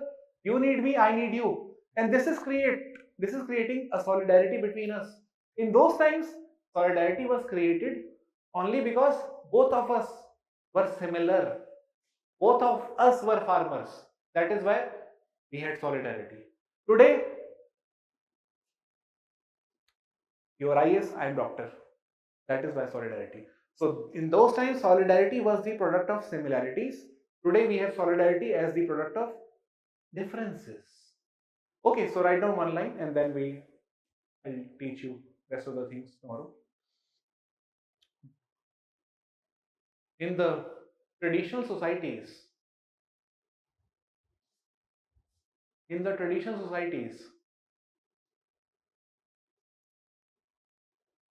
which were governed by religious value systems, in the traditional societies which were governed by religious value systems,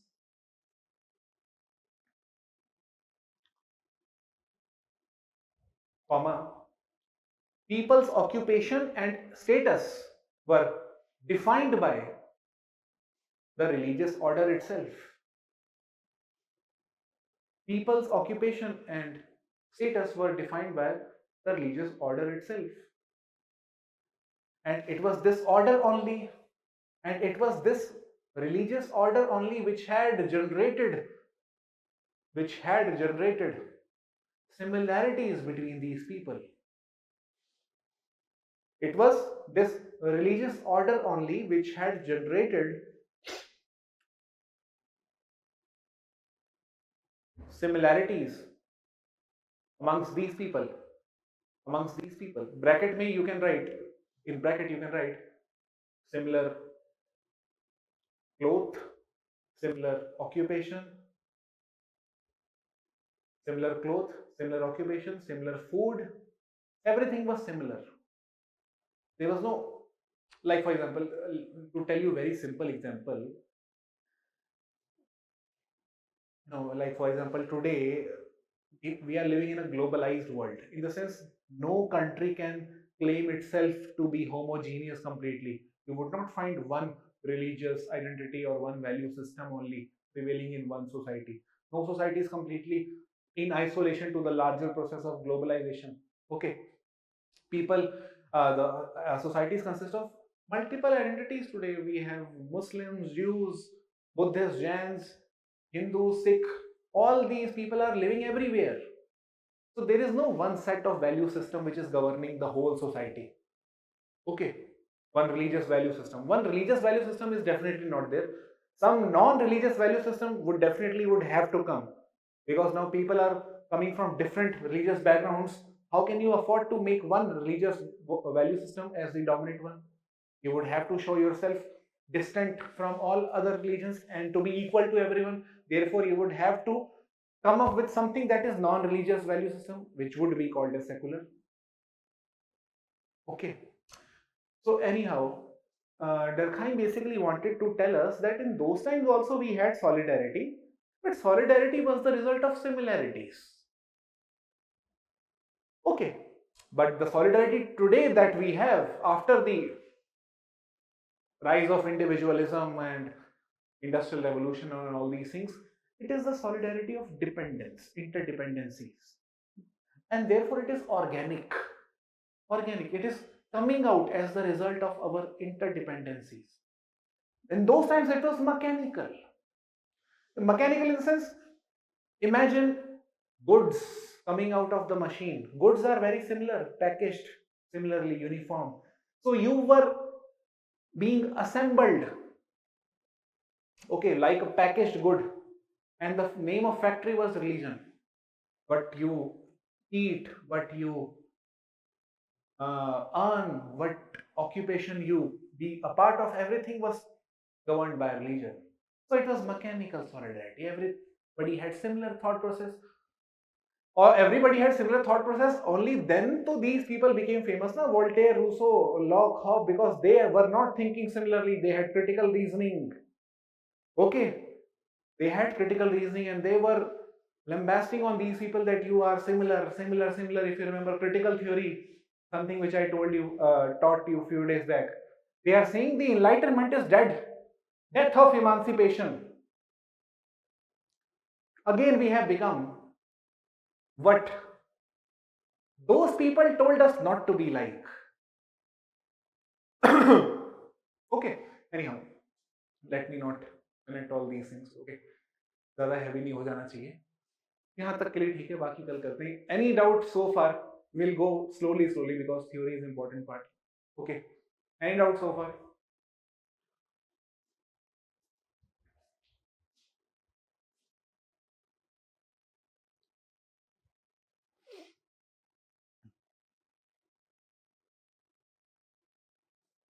Anti-Semitism, yes. Anti-Semitism means crusade, just like crusade against Jews. Okay, it was run by Germany mainly. Okay, and specifically if you have read about Nazi Germany, you would see Holocaust. You would often read about Holocaust. Okay, a period that was characterized by hatred against Jews. Anti-Semitism, it is known as. When you have a period of hatred going on against Jews community, it was called as anti-Semitism. Okay. Can we specifically define the period timeline wherein the chaos was there post? No. This cannot be defined. This is the problem. I mean, these things cannot be put in a timeline. Okay, like for example, you know, like for example, Industrial Revolution cannot be put in a timeline. Even French Revolution, there is no end date to it. Remember this. French Revolution is still going on. It is still going on. Industrial Revolution is also going on. We talk about 4.0, 5.0 bhi aayega. There is no timeline to even to chaos. Chaos is something, it becomes part of order. You know, like let me tell you one very simple example. Suppose if someone asks me timeline of communalism in India, would I be able to do that? Timeline of communalism. I mean, no, it is still going on. अभी कल ही हुआ था मेरे घर के पीछे communalism. Okay, these things cannot be timelined. Okay.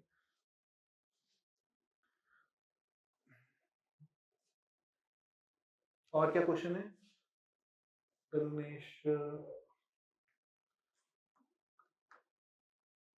Karunesh, अच्छा नहीं, नूतन sir, organic solidarity is product of differences na? Yes, Nutan, organic solidarity is product of differences. Okay, in the sense solidarity between us is created because both of us are dependent.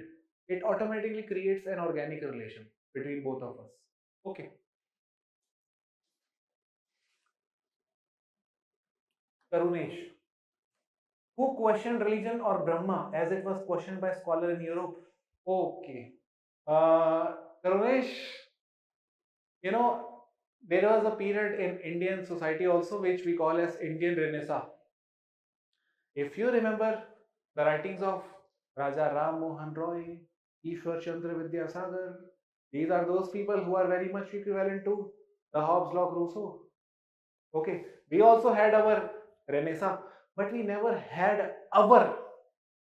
In fact, that Indian Renaissance was also not so Indian because these people questioned the caste system or the Varna system.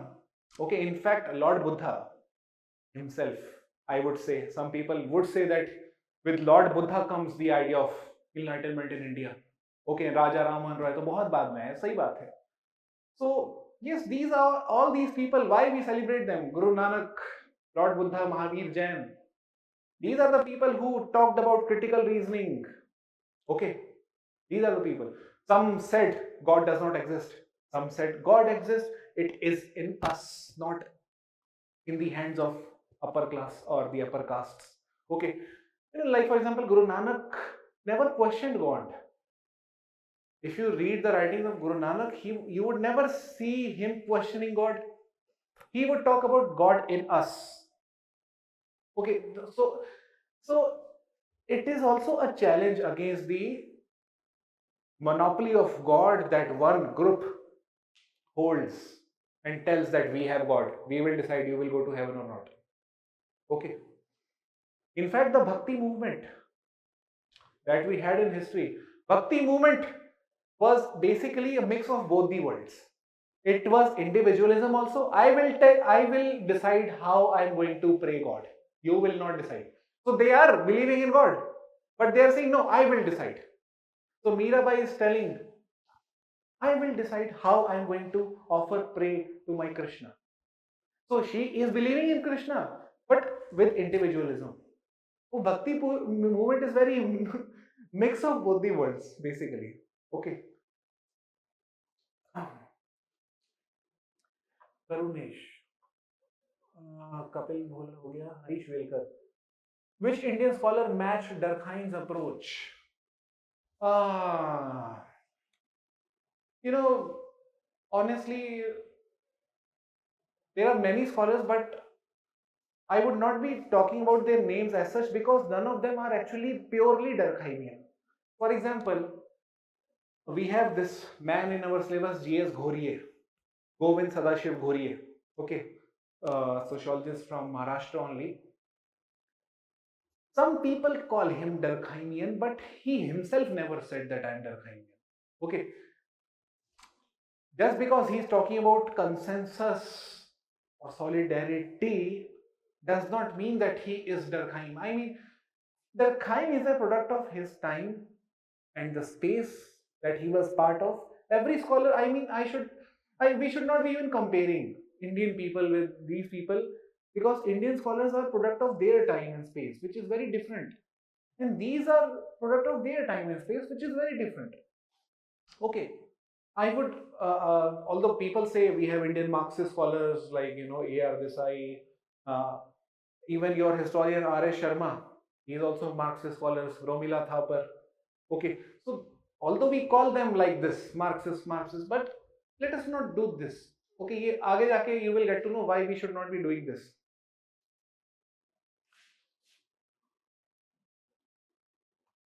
Kapil Bhola, you talked about ghettos. Yes, Kapil, ghetto is like your own exclusive space. Colony जैसे जैसे बोलते हैं ना, वैसे बस्ती बोलते हैं बस्ती. Okay, in Delhi we talk about bastis. बस्ती किसी की भी हो सकती है. Okay, I'm not talking about any group or minority on any. बस्ती मतलब एक अलग place, ghetto. ऐसा. Saurav Sinha, sir, meaning of social cohesion. Cohesion. जैसे बोलते हैं ना, जैसे what is the function of glue stick, fevistick? Cohesion. It will stick the paper wherever you want it to get sticked. If I want to, like for example, if I want to stick one paper on the door, what will I do? I will apply cohesive agents. Glue is a cohesive agent. It will help me to stick the paper on the wall. So division of labor is acting like a cohesive force. It is binding both of us together. I am paper, my friend is door. I am sticking on him. Okay, cohesion. Kapil Bhola. With reservation as well. Reservation कहाँ से आ गया कपिल? क्यों controversy खड़े करवाते हो यार?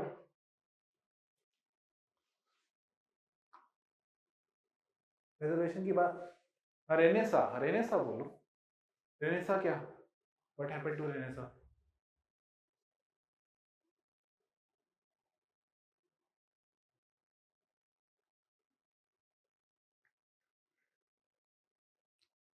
So I think it's over now. Indian Renaissance can be seen in reservation. Oh, acha. Yes. See, there is one man, Kancha Ilaya. Kancha Ilaya has written a new book, Where Are the Shudras? Okay, and he is very famous for his writings on Dalit people. Okay, largely. So he says that our enlightenment came with Renaissance only, or we came with reservation only. Our Renaissance or our enlightenment came with reservation only. In the sense, India is largely rural. Only when rural people got access to education can we say that we got enlightened. And it was only with reservation. Before reservation, only the elites or the upper caste, urban, middle class men had the access to education. With reservation, lower caste, STs, women, minorities, they also got access to education. That is why India got enlightenment after reservation. But this is only one perspective. Enlightenment we already had. When Buddha came, we got enlightened. Okay, and then many other people. Okay, so I'll take your leave now. See you tomorrow.